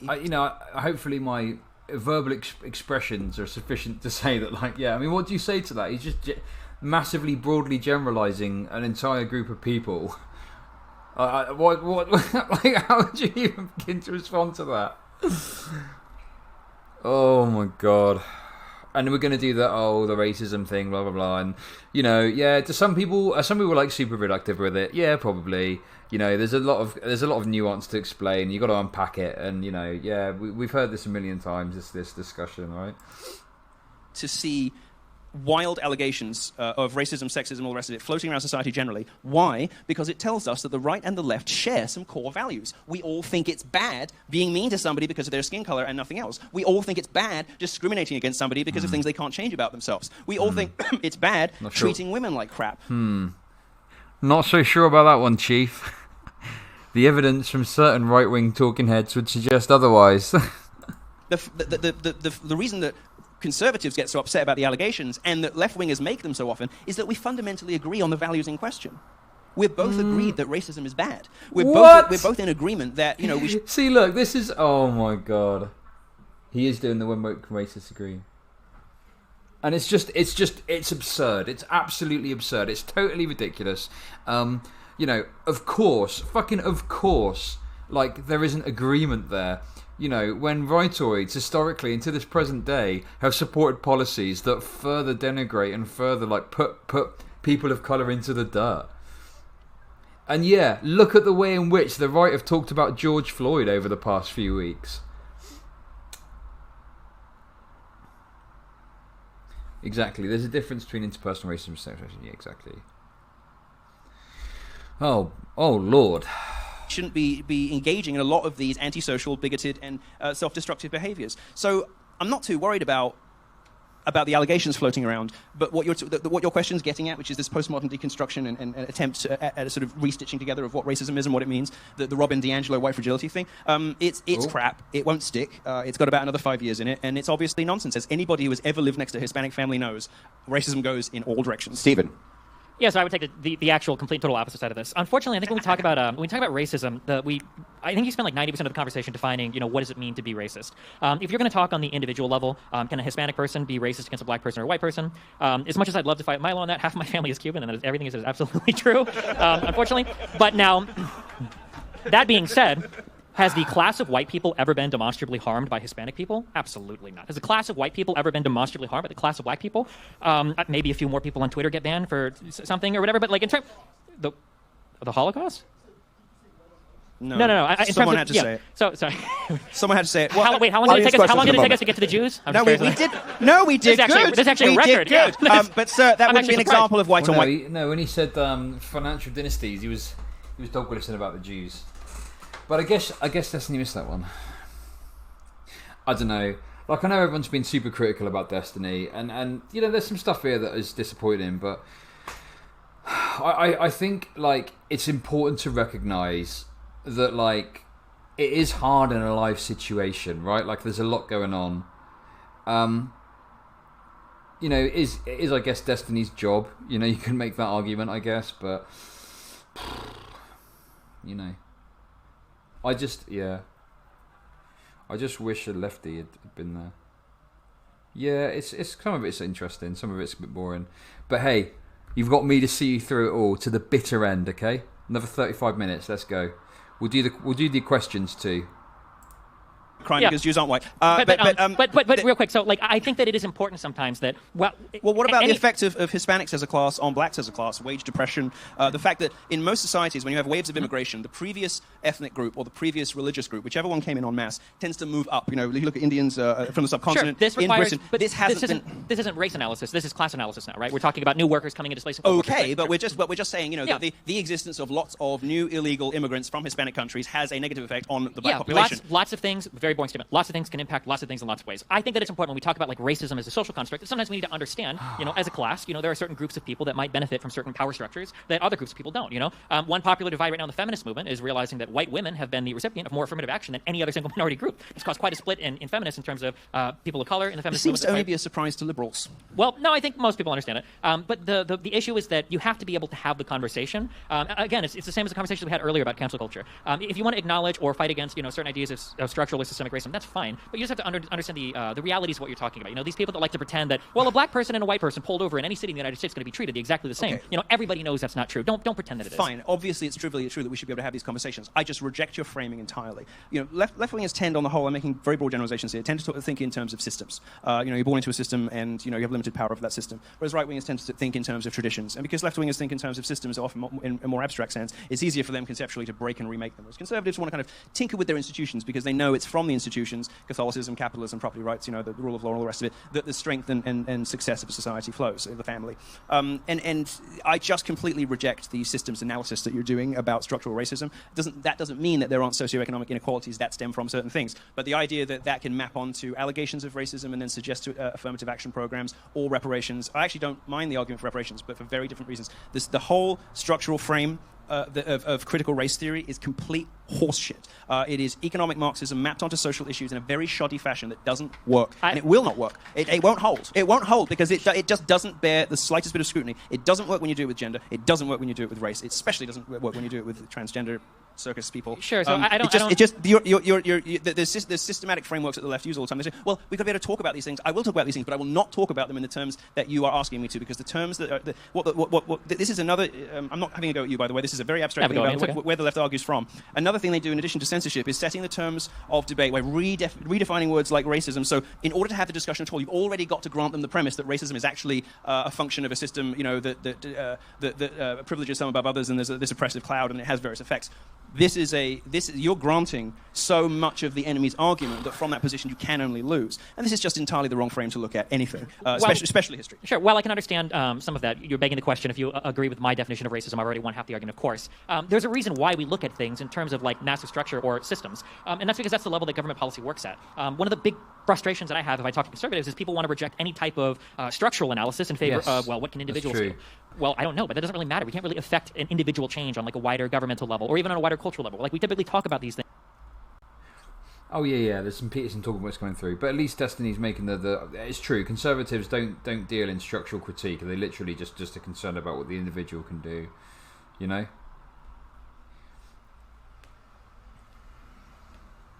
Which is true, right?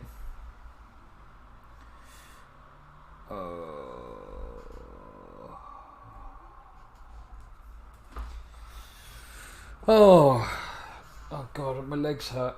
I need to stretch. We've got 30 minutes more, people, of the stream and of the video. So what speed is that? It's at 1.25. What speed will at 1.25? How quick will 30 minutes go?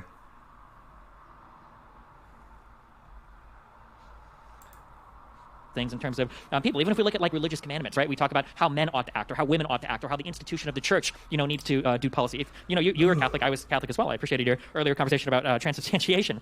You know that there's a structure even to the Catholic Church. You've got your archdiocese, you've got your rulings that come down from the Pope, you've got the Catechism.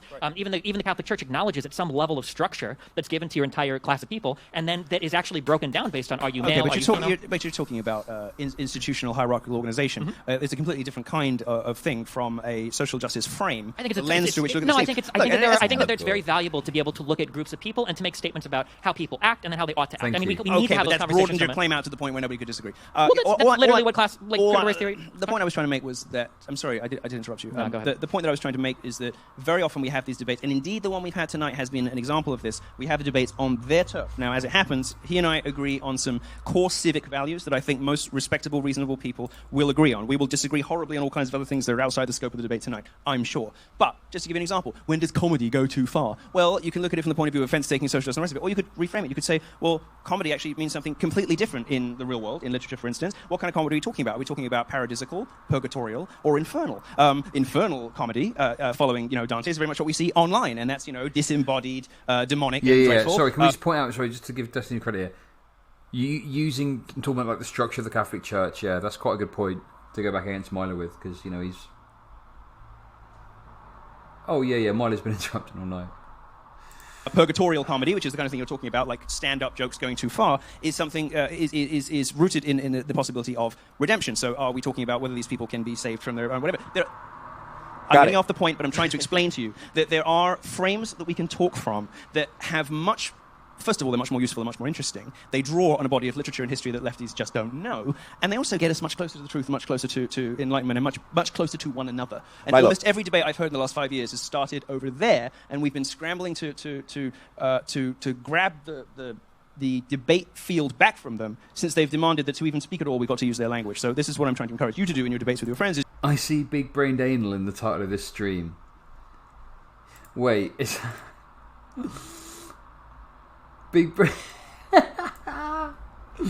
Oh, quality. That's hilarious. Sorry, that's false advertising. I wonder how many people came in thinking, what's Chudologic up to?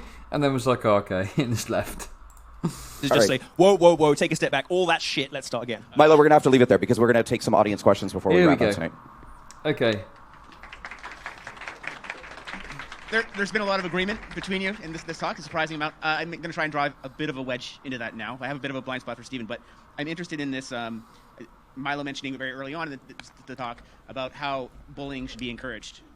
And I'd like to talk about maybe the importance of making people, or what is the obligation of us to make people less fragile and more resilient to the effects of words? And also, is there value in the idea of banter or dark humor in bringing people together and actually bringing us closer? If we're recognizing our differences and we're making humor about that, is that building? Can that also be a force to build bridges of trust and bring us together? I can be super quick and give him most of the time. First of all, it's bullying and building resilience through stress and through inclement circumstances isn't just a good thing. It's absolutely necessary for people to build healthy, happy psyches. And second of all, is teasing. What evidence is there for that though? Like if you're going to make like a massive like prescriptive claim like we should bully people to toughen them up, like where is the evidence to back that up? What study or what data shows us that bullying is good actually? Like what? Yeah, of course it is. Yeah. Yeah, it messes people's heads up. Right? Something alpha males. Like, and there's just no... Oh, God, I don't know. It's difficult, isn't it? Like... I don't know. All the rest of it.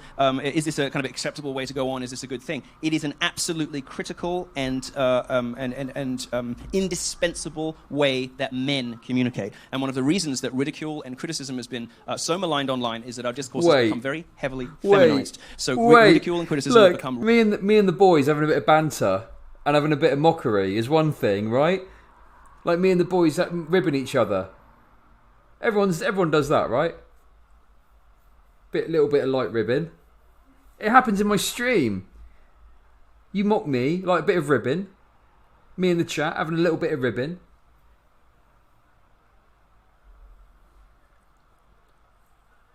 That's one thing when it's like everyone's having a good time and having a laugh. But who's had it? Who's had it where like there's like a group situation and there's like a bit of ribbon and a bit of banter and hey, yeah, all this stuff. And then it goes too far and then one person just gets like targeted and clearly like it goes too far and everyone's like, oh damn, sorry about that. We took it a bit far. Do you know what I mean? There's always that moment where... Oh, I've got hair in my throat. Shit. Oh God, what am I going to do? Damn it, sorry. Recast as abuse and harassment because when you say mean things to women, they hate cry. transition now. And we don't want to be like that because we're nice gentlemen who are chivalric and we don't want to see women cry in public. But the fact is that taunting, teasing, being mean to one another is how men bond. You will never change that. All you will do is drive it underground and make it surface in eruptions. But it's not bullying. It's not... Bullying's different to men having banter with each other. Or anyone having banter with one another. It doesn't even have to be men, it can be anyone.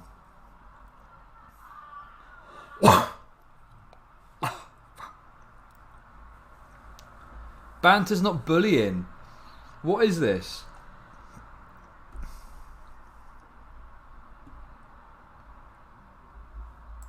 You try to suffocate it. This kind of thing you're talking about, bullying, taunting, being mean, trolling. There's a rapport there. There's a relationship. You're friends. You know it's just a bit of fun. Right? Is what men are, especially working class men, by the way, which is why so much of this debate is rooted in class, because a lot of this is a class war against middle class journalists on working class people. But being mean to one another... Wait, who's calling out like a bunch of lads getting together and memeing with each other, memeing on one another for the memes? But a little bit of roasting amongst each other. This is ridiculous. He's positioning what he was doing, which was basically going online, and you know, it's like a massive obfuscation. I can never say that word. Because like there's a difference between a couple of lads all being in on the joke and having a laugh with one another, and like him going on Twitter and abusing. Was it Leslie Jones? Like abusing Leslie Jones, you know, in getting his fan club to go over and give her abuse too. Like, there's a massive difference between those two things. And it feels like what he's trying to do is justify his actions by presenting this idea of, oh yeah, banter between lads is what's under attack. No one gives a damn about, like, a couple of lads in the group chat memeing with each other. We're talking about something much, much different than that. Exactly, Mark. Yeah, targeted harassment. is something women do behind one another's backs and men do to each other's faces. You will never change that. You will never fix that. But the way that No men one's are trying with to one fix another, that. this is what's being driven out of public life and being maligned. No, it and hasn't. It is absolutely devastating for the modern male. That's wrong. The idea that you have to be a bully to be a man is such an emasculating way of No, I didn't looking say at that. masculine. Well, yeah, but this idea that like bullying is inseparable from the identity of being masculine, I think is incredibly silly. I think it's important to recognize that there are that's different true. types of bullying. If we're going to say that like should you be able to tease your friend over something or make fun of something, I think that's fine. Bullying a kid every single day at school to the point to where he's crying and then goes home and hates his life, probably not okay. I think one of these we can make. Sure, yeah, I think it's important to clarify what we mean when we say bullying. Yeah, In terms of exactly. what- I'm glad Destiny made that point. It's totally different. What Milo is describing, you know, like you'd never describe banter with your friends as bullying. Like that's not bullying. It's totally different. Like there are a lot of old ideas that we have about what makes a good person and what makes a resilient person. But the problem is all we see are the success stories. And there's a lot of stuff that we know that we used to think is really good that just doesn't work. For instance, like spanking your children. It just doesn't work. And we've looked at this, you know, study after study after study, result after result after result. Every now and then you'll get a very successful Yeah, person. exactly, Mark Monkey. You could call him out for his own thing there, right? Survived it, but what you don't see is the thousands of people whose attachments to other people in life are ruined, who are depressed, who can't form healthy relationships. You don't see all those people. You only see the one successful guy that survived it, and now you must think, oh well, you know, I guess these people are very resilient, ignoring all of the failures behind that person. I was spanked as a child growing up, and I will spank my children when I have children one day. Just putting that out there. Yeah, I mean, I am look, pro-spanking. it's not the first thing. Kind of weird. Kind of weird to be pro spanking kids. I think we need to have a little look at Brandon Stracker's hard drive. Seems to be pro spanking children. That's kind of weird. I mean, it's one thing to like. It's it's one thing to like kind of maybe you could make an argument of like oh yeah, I think we should do it for this reason or whatever. Like maybe you could make some argument somewhere. I disagree with it, of course, but to say that you're pro spanking children, like I don't know, that comes across so weird to me. I just, oh god, I don't know. That's a yikes from me, dog. Okay. Thing you try to use with kids. I mean, I've kind of inherited kids now. I've got a stepson and a step-nephew who live with us, 16 and 17. It's certainly not the first thing that Dad reaches for, but here's another thing that a lot of the women won't like. I heard a lot of muttering and sighing because they don't like it when you tell them the truth. Well, fortunately, I don't want to fuck any of you, so I can tell you what I think. So another thing you might not like to know is men need to be afraid of their dads. And so do girls, especially women, actually, because women who aren't afraid of their dads go out and get husbands they're not afraid of either, and they're both fucking miserable. There's an extent to which being aware of your dad's power... Why is this not getting... Oh, this needs to be shut down. This needs to be, like, pushed back on. This is ridiculous. Come on, please, Destiny. Let's see that fire. I want to see that fire. I want to see that Destiny fire. As a man, helps you to come to understand your own and helps you to learn to channel and manage and control it, rather than sublimating it with drugs and turning into a school shooter, which is what we have now. I think real quick, I think it's really important to recognize that respect doesn't have to come through fear. And I think that Where everybody... does it come from, then? Well, Yes. let's think Comes about from it. the threat. One of Authority. my favorite go-to examples is every single person in here, assuming you graduated through the school system, has known one of two types of teachers. There is one teacher that will give you a demerit or a detention or a mark on whatever card, no matter what stupid little thing you do. They exercise their authority over you at every given opportunity. And then you have that one teacher that you have so much respect for. They might have passion for what they teach. They might treat their students with respect. And you can get a million detentions from the earlier teacher that's so quick to send you to the principal's office. But if you disappoint the latter a single time, you feel so horrible. I think it's a terrible And analogy because since when were 14-year-olds afraid of getting detention? For a lot of young people, it's a badge of honor. There aren't a lot of no one's 14 afraid of. This has now become a conversation between punitive and rehabilitative justice. What's going on? That doesn't the whole produce point. fear. But that's- And those teachers who are nice, this who is you the say are entire point. respected, they're not And respected. They were pandering 16 and trying to be the kids' friends. how And the many kids got away with 16 murder, and how so many- they remember them fondly. How many 16, 17-year-olds have been hit by their dad so many times they just don't care anymore about it? That eventually go off to do that's drugs. a No, different it's the issue. exact same No, thing. it's It's the exact not. same No, thing. it's We've got a the- long line of people who'd like to ask some questions. Let's keep the answers brief. That's a good wedge. We That's a will good do wedge. Actually parenting brief. next week. All right, Next go week, ahead, parenting. sir. To start with, Milo, I'd like to compliment your fashion feng shui. Those shoes go well with your Hey. outfit. It's know what? LSP. I recognise that voice anywhere. God, I tell you what. It's kind of surreal sometimes. Like, I'll just be watching one of these things now. Obviously, like, I know that people that I know went to this, like people that are content creators and I interact with and have on my show. Yeah, I know. I'm going to watch that panel. I'm going to watch that panel, Jangle's panel. I'm going to watch all the panels from this. But it's kind of surreal sometimes that I'm just sat here watching it, and then I know who that is. What's going on? It is a bit surreal. that like people that I know are kind of they're all a big community.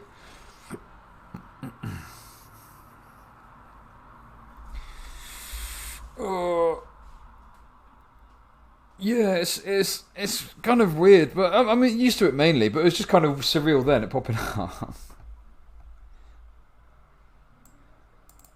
Oh, you played with Chelsea Manning? That's really cool. God, this community is so awesome. Did you see the tweet Vosh did about the surf charity stream?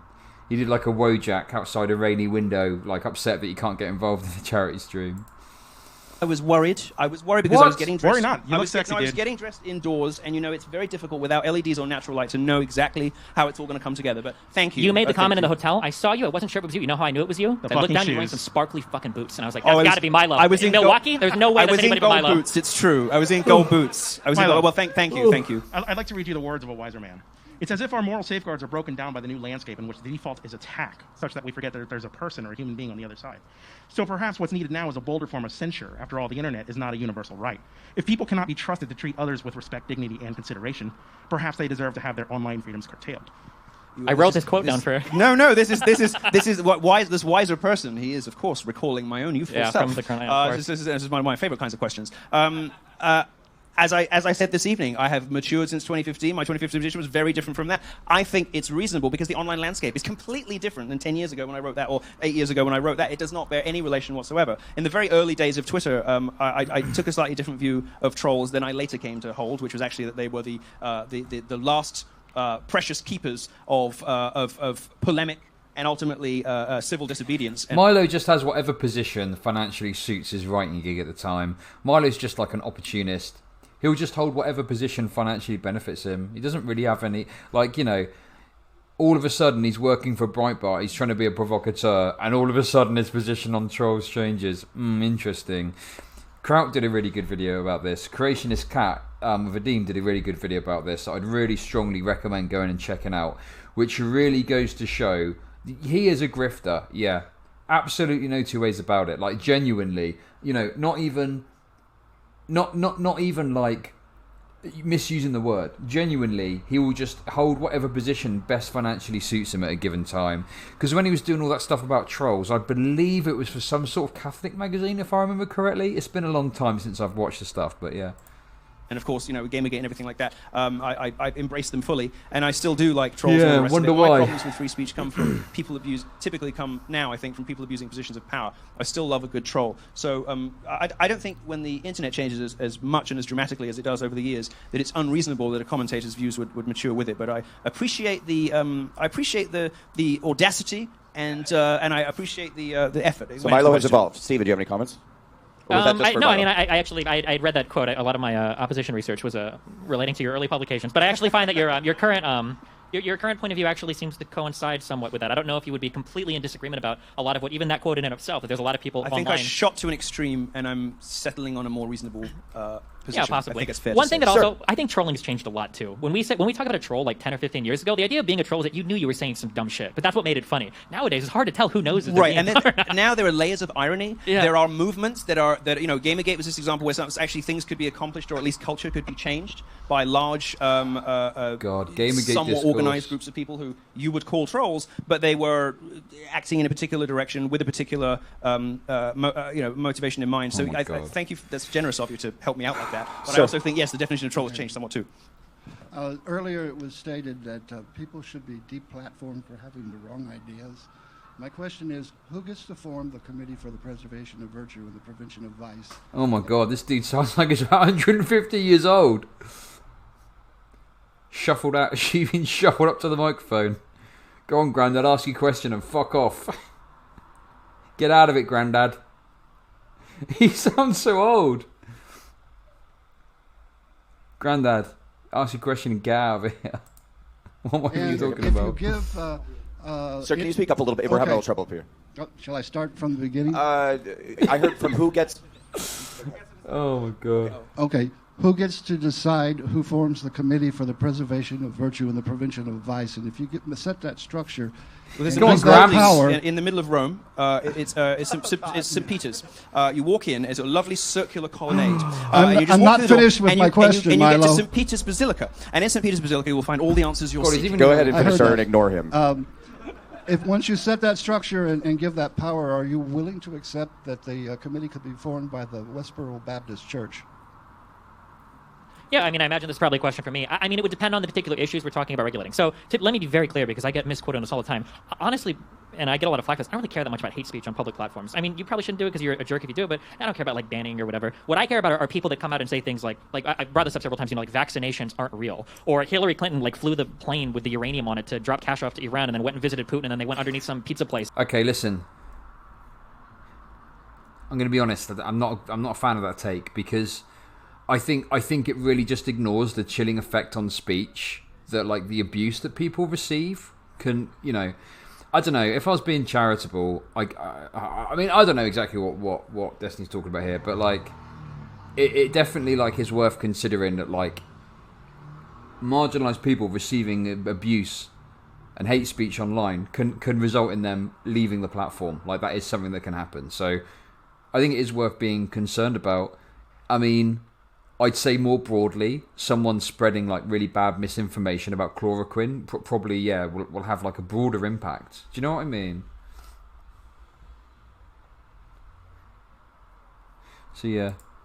And had sex with 35 kids or whatever. This is the kind of stuff that I'm looking at when I'm what am I reading? Because I think that this stuff is Trump truly... colluded with Russia. Well, no, that was actually a Mueller investigation that was actually federally funded. That actually produced a lot of credible indictments. So I would say that's a far different thing. But I'm talking General about Flynn, Roger Stone. We get the idea. Sure, I'm talking about stuff that is just demonstrably not true information that's being published online, especially in a scientific arena. This is the kind of stuff that I think is just damaging to public discourse. When we get these conspiracy theories out here, we're not even having good conversations anymore. We're just arguing over which pizza shop was the whatever Britney Spears or somebody hidden in. I think that's ridiculous. I think that's true, and I want to pay you a compliment. I know that I'll be as fast as I can. I had an online debate with Mr. Jingles or whatever his name was, and I was really horrified this evening was going to go the same way. And I thought, fuck, things are so much worse than they were 5 years ago, and they've got so much worse while I was away. I don't know if I want to do this anymore.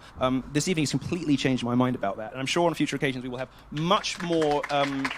I'm sure that on future occasions we will have much more testy exchanges, and I look forward to them, and I look forward to us besting one another in both directions. But the particular kind of hysterical, I think he was a little bit Adderalled up, hysterical, bad... Coming from the man that got upset about being called dog, now trying to throw jabs at Jangles for mental health stuff. I mean, disgraceful. And he doesn't realise Jangles is there, though, I don't think. Well, probably does. I think he knows he's going to be at the event. Incredible. Absolutely incredible. I mean, what? I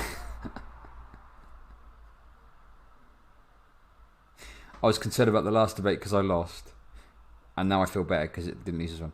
Oh, the Jangles debate. Yeah, in terms of the performative type of debate that you expect on YouTube and stuff, yeah, I think Jangles did really well, by that metric, sure. Yeah. Faith, debate bro bullshit that I had from this guy made me think, fuck, the left is trying to imitate our energy of 2016, but they got nothing new to say. These are cardboard cutouts repeating the same old tired platitudes, and I'm fucking no thanks. I'm going to go back to building houses for a living. I actually saw that. Oh, isn't it funny how when the stuff that he used to engage in is used against him, he doesn't like it? Interesting. And he tries to downplay it as though they're just copying us. It has completely changed my mind. I just want to thank you for being here and having such a nice conversation with us, because it is greatly to your credit that you have the intelligence that you do, but also the integrity and decency to have a real conversation, because it isn't that common. When was the last time somebody from his side? I mean, look, he's not Marxist, whatever. He's somewhere in the middle of the left. But when was the last time any of them showed up and had the basic courtesy and intellectual honesty and decency to have a good discussion? Well, that's a like backhanded this? compliment if you ever got one. It's rare. All right, sir, go ahead. Hi.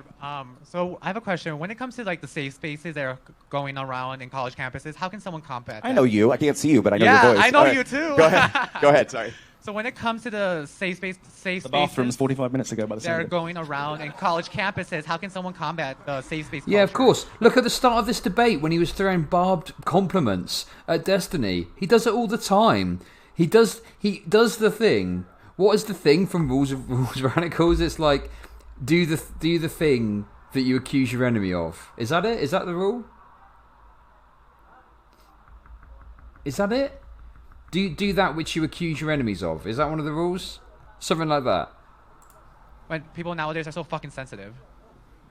Okay, so I think that safe spaces are incredibly valuable to have in areas where they're appropriate. I don't know what happened, but somewhere in the American education system, we forgot the idea that, like, through education, that's like the safest time in your life to introduce you to opinions that might bother you. I think that there's a lot of value in having a room or a space where I just want to vent about something and I don't want somebody to judge me for it. I don't care. I just want to complain about this shit and be done with it. I think that's fine. But the idea that you're starting to put trigger warnings on like world history courses, that's absolutely insane to me. I think college should be a time where you are challenged. It really isn't that insane. It's you know, hey, look.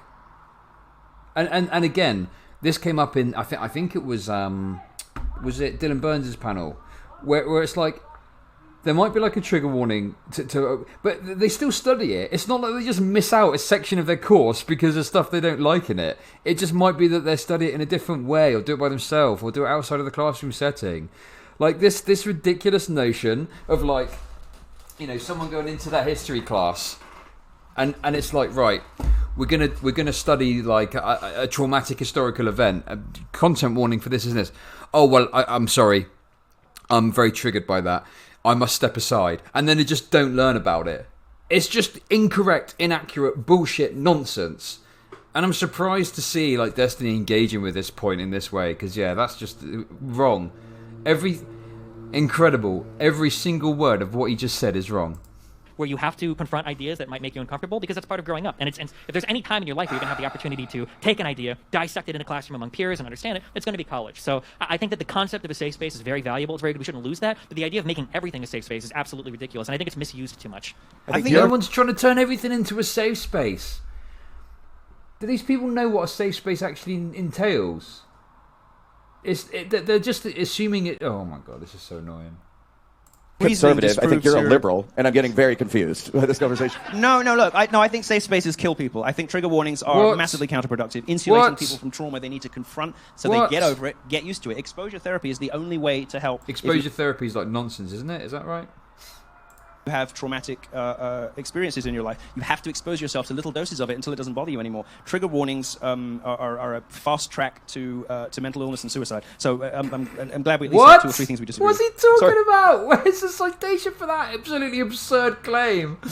Oh my god, that's just ridiculous. What is that? First of all, I want to thank and you all. Destiny's not okay. I guess there's not that. What can you do? You got to move on, I guess. For both of you for coming. I know y'all are incredibly busy, and I really appreciate the conversation that y'all had because, to be honest with you, yeah, sure. So like exposure therapy, right? Exposure therapy may be something that is beneficial for someone, but that's something that a medical professional should decide, not some fucking rando troll dipshit on some fucking MythCon panel that's like, oh, everyone should have exposure therapy. It should be down to the physician and the patient to decide what is the best treatment. Not and also, right, there's a difference between in a clinical setting or in like the supervision from your doctor, getting exposed to something that's triggering to you and have someone just call you the N-word and it upsets you. Like, there's, oh my god, there's so much wrong with what he just said and no one said anything about it. Oh my god.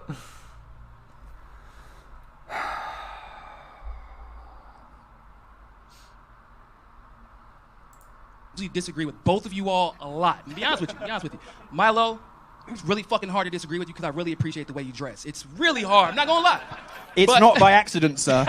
It's not an accident. I've got the accent and I've got the suits. And, you know, if I show up with a good argument, that for me is a good day. Listen, I can relate. So with that being said, I do have to ask. It's worth considering with your point there, Vass. Watching this debate and thinking, oh, would Peter have done better?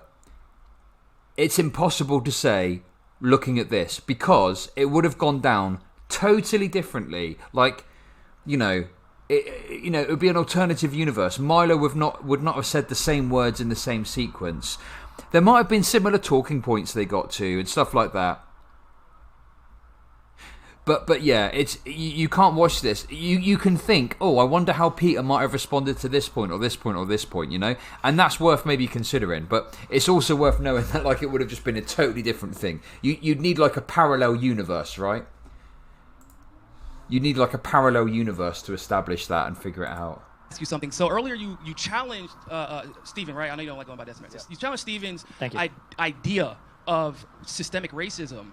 But you didn't actually offer. You kind of went on a tirade about like, oh, it's framing is bad. Framing is bad. We got to do it from a different frame. We got to frame. I'm like, okay, I'm waiting for him to give me an example of why his definition was wrong, because I can just point to a simple example that I used on my panel earlier, which is FDR introduced the New Deal, which introduced the Federal Housing Administration that made sure black people cannot move into the suburbs, which of course means they can only get public housing, which means they can't get real education because 93% of all education is funded by property taxes, and therefore. Well, I think that's a system. You've done a good job already of making my point for me, which is one not based on some nebulous concept of past trauma inflicted on one group to the other. Because when we talk about, the harm done to black people, we're talking about their feelings. We're talking about no. legacy we're not talking about their feelings. We're talking about. They're talking about their feelings, but a much more useful frame, which you've just provided, which I think. Notice as well. He's just dominating here. His normal shtick. Hot mic. He's in control. God, this is Oh, damn. I don't know. I might wear those shoes as a meme. He's illustrating my point for me. Is economic self-interest of various ethnic groups, and perpetuated by what? Perpetuated by the self-interest of different ethnic groups. And you can't say white people. Understand that America is not a monolith. You can't generalize about white people, just like we don't generalize, or we should not generalize, about the black community. But we have laws about it. LA blacks are very different from East Coast blacks. Can I just say something real quick? So I'm a debater. I know what you're doing. All right. Listen, I got you. I understand what you're doing. But I never said anything about white people. I said the system. See, I got the suits. You got the cute little thing you're doing. Yeah, I try. I know. So, but I'm talking specifically because he's getting me all hot and bothered, so I can't think clearly. Trust me, I tend to have that effect on both genders, so it's cool. But no, seriously. Look, I don't know. What research did Destiny do before this debate? Does anyone know? Did anyone watch any of Destiny's streams? Did he do any research streams or anything like that?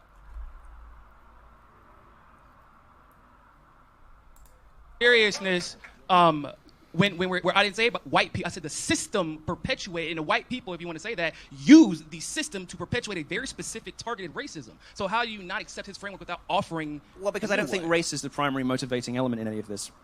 It doesn't have to be the primary motivating element, but if we say, for instance, it's funny because conservatives will talk about how important the family is, and we should focus on the family, or how important your culture is, and we should focus on the culture. Yeah. Well, oftentimes, what does the success of our parents come from? It comes from where they live. It comes from what their grandparents did. It came from where they lived. It came from the schools they went to, and the neighborhoods that they lived in, and the communities that they were a part of. But we had laws on the books, not even one generation ago, that literally said, you can't live here, not if you're poor, not if you are, wear your pants a certain way, not if you listen to too much rap music, but if you're black. And I'm not going to say that every single problem that black America or white America has today can go back to racist laws in the books, but to say that it has no impact. Well, I didn't say it had no okay. impact. I don't think any of us are really disagreeing on anything. I find other explanations for the plight of black America more compelling than the mysterious and powerful supernatural force of white supremacy and structural racism. I find other explanations much more compelling: religious explanations, economic explanations, geographic explanations, historic explanations. I find lots of other economic, things. Geographic, historic, that were all influenced by. Well, obviously, obviously, all these things are interrelated. There are people. Intersectional. There are people. Somebody that I would not. I am intersectional, of course. I am too. Everyone's intersectional to the extent that they understand that things affect each other. So if you have an intersectional identity, it means your life is shit for more than one reason. Like everybody gets that idea. It's not like it's not like some intersectionality detected. We're all intersectional because we all understand that things can have more than one cause. I think that's a really good point, and we probably do agree on most things. I think sometimes it leaves a bad taste in your mouth. If you have a room full of black people and a room full of white people, and everybody's $100, and you take $90 from every black person, and then when people go to try to buy stuff, you say, hey, well, this is an economic problem, not a race problem. It's because you're on that side of the room. Yeah, I think it leaves a bad taste in your mouth. It's like, well, yeah, is it kind of economics? Yeah, is it kind of region? Yeah, but a lot of this stuff back on the books. I think we could talk for a while about why that now is. All right, guys, we have about 5 minutes and 2 more questions. I think again, we're at a difference of emphasis rather than, some horrible clash of worldviews. Go ahead. So, hi, Milo. I don't know if you remember me, but I am Mr. Jingles. Yes! Hello. Here we go. So I've actually been really... Well, I'm so glad you're here. Do you see how it's supposed to be done? Yeah, I know. I know. I was actually very. Oh, this awful. So no, dog. No, buddy. Your white fertility is showing right now, Milo. Calm down. This is very upsetting to me. It's because, like, I have just been informed that that you had a very, very negative experience when you interacted with me, and I hope you can accept my explanation that was by no means my intention. I did not mean to offend you, but because I did read white fragility from front to back, I know that just because I didn't mean to offend you doesn't Adderall mean... again. You see, this is your problem. You've got to slow down, sweetheart. Okay. Slow down, relax. We're all here for you. Thank We're you. going to hear you to the end. You truly are my buddy. Thank you very much. Now, Look, this is incredible. Milo's being a dickhead. He's doing the thing that he was criticising Jingles for. Jangles. I love Jingles. Jingles is... Oh, it's kind of cute. Maybe now. Maybe now. Call on your dog. Come on. All right. Okay. All right. You're going to make me apologize to you earlier. Remember when you said that? You said I had to apologize to you, and now you won't even call on your dog? Now, and I do have a question. I excused you from issuing any kind of apology. What's the next question? I'm not excusing him because he was a shit. It was a nasty Do you have a question? shit arguing and I would in love to bad ask faith. it eventually. But, Yeah, let's why don't we just hear what short it is. Look, the reason that I offered for them for me to come back on again is because they paid me to appear, and I felt bad about what a fucking car crash it was. So that's why I wrote and said I had a bad experience. And the moderator wrote back and said, "I'll find you somebody who's in better faith." He was not satisfied with the Jangles So product. what I will say is I'm very happy to have another conversation with you, and maybe we could start fresh. Well, my question might actually help with that because, like I said, I did not mean to offend. I did not think that the words buddy and dog would be so negatively impactful for you. But again, I want to take those seriously.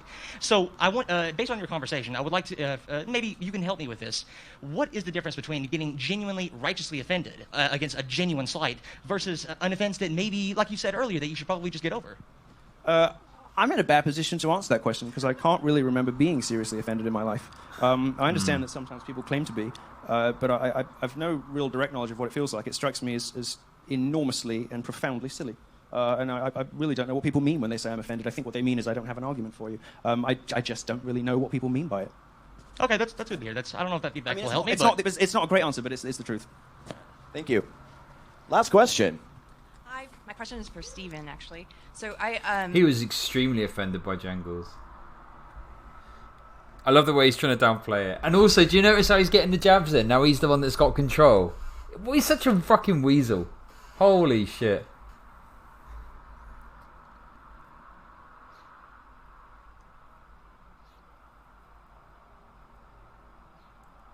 He was very offended. He was absolutely offended at being called buddy and dog. Hey, dog. He did. Yeah, he was on the verge of tears, it looked like. this is a question I haven't heard an answer for yet, and I'm hoping you can answer it for me. So if we're to go back to redefining racism, right? If we are to accept the definition, the new redefinition of racism being what we used to call systemic racism. You know so me, this I whole go prejudice all the plus way. Power definition.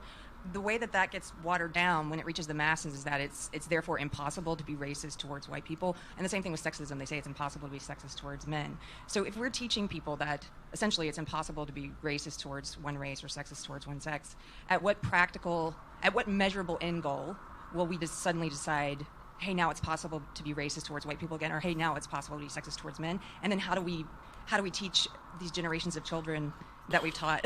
It's such a good question. How do we get there? How do we get where these guys want to go so we can stop hearing about it? It's easily one of the most boring topics that ever comes up. I think that, and this is why I think that if you're a lefty or liberal, whatever you want to call yourself, neo-progressive, I don't know, just to see the definitions. I think that there is an interesting conversation to be had about how groups of people can exert power over other groups of people. I am incredibly and intensely bored over how we use the word racism. I think that most of us would agree that there's a difference between a group of people enacting racism against another group of people. I think everybody would agree with that, unless you're delusional. And I think we all agree that on an individual level, all of us can exert some level of racism. Even the most well, maybe not the most hardcore, but like 95% of people in the political spectrum would agree that black people or Hispanic people can be racist towards white people. But you would have to be crazy to think that black people as a group or Hispanic people as a group can enact any kind of meaningful harm on white people as a group when we hold like all of the major dominant positions. But that's not the point of her question. Like murder rates, for goodness sake. I mean, look at the black criminality is complete disproof of this silly statement. But black criminality doesn't affect most people. There's like 10 cities in the U.S. where black criminality has any impact on some group of white people. I also just can't accept this thing like, oh, I'm so bored of hearing about that. We just had our entire country ripped apart on this exact question.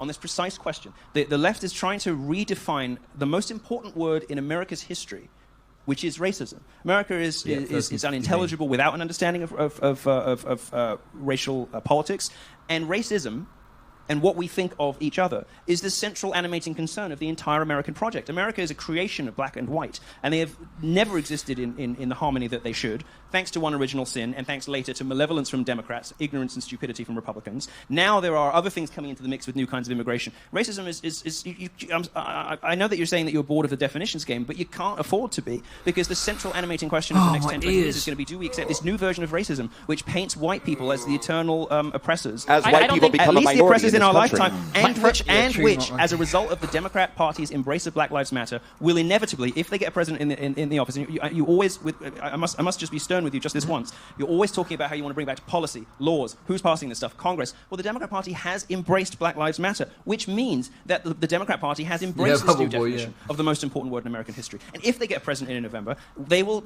attempt and probably succeed to pass laws based on that new definition. So I just think it's absurdly stupid and lazy, and I'm sorry, just unacceptable to say, I'm sorry, I'm just bored about this linguistics discussion. I mean, if we Stephen, this is going to be the final word. Yeah, sure. You don't get to be bored by it. The boring part is that, like, if I have a conversation with a conservative on this, I already know that saying, like, prejudice plus power is going to trigger the ever-living fuck out of them, and we can't ever... So I'll just say, like, yeah, I'm talking about systemic racism, is what I'll say. And then let's have a conversation about systemic racism, not should racism be defined as the same or different thing from systemic racism. And the idea that, like, future policy is going to be written based on the redefining of these words. I mean, we already have protected classes. They don't exclude white people, even if they seem to on Twitter. If you have a building and you're renting to a family and you say no whites allowed, or you say no men allowed, you're going to be held under the same federal housing standards that you would under any other platform. The idea that, like, this obsession over how we define a word, it's like the most first world problem ever. When I have a conversation with a conservative, if you want to say that, well, racism is just any time you prejudice somebody against somebody based on their skin color, that's fine. That's okay. Then let's just talk about systemic or structural racism. I don't think it's the most first world problem in the world. I think the way in which we're speaking about it is a privileged debate stage way of talking about something that the entire country is living. And the problem itself,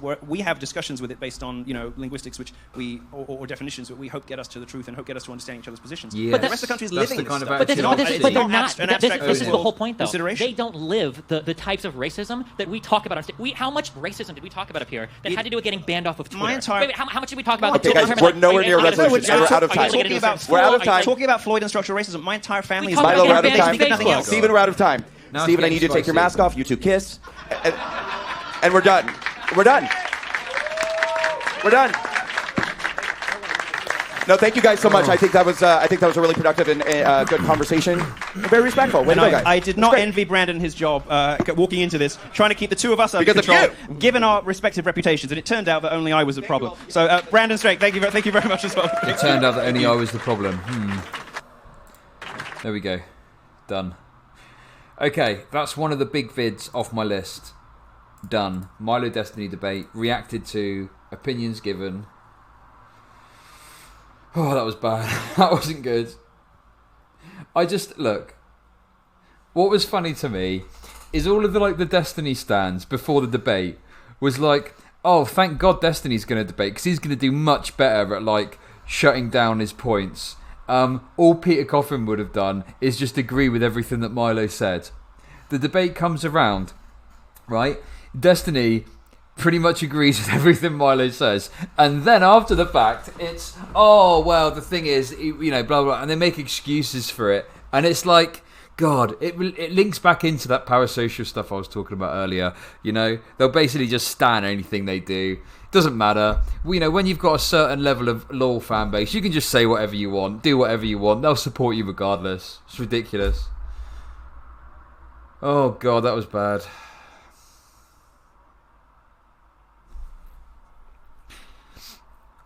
Look, I'm not having a go at anyone. People in chat, we're cool, But I just hope that people kind of recognise that,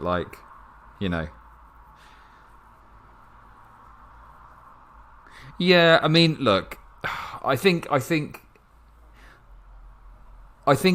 we can be generous and we can say, look, it's hard in a life situation. Destiny's got a certain debate style he's trying to do. He's trying to gain agreement. He's trying to win people over.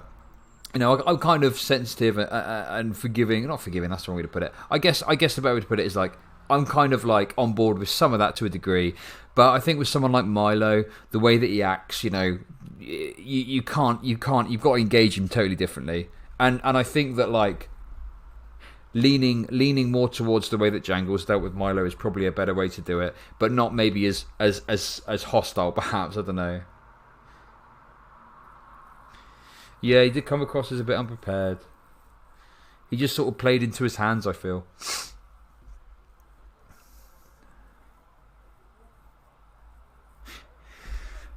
Yeah, Watson, and it does kind of make sense when you consider that like Destiny isn't like a leftist, right? Like, you know, Destiny hates leftists. So he's, I don't know, he made some okay points. Yes, I stand Jangles. Will Jangles stands here.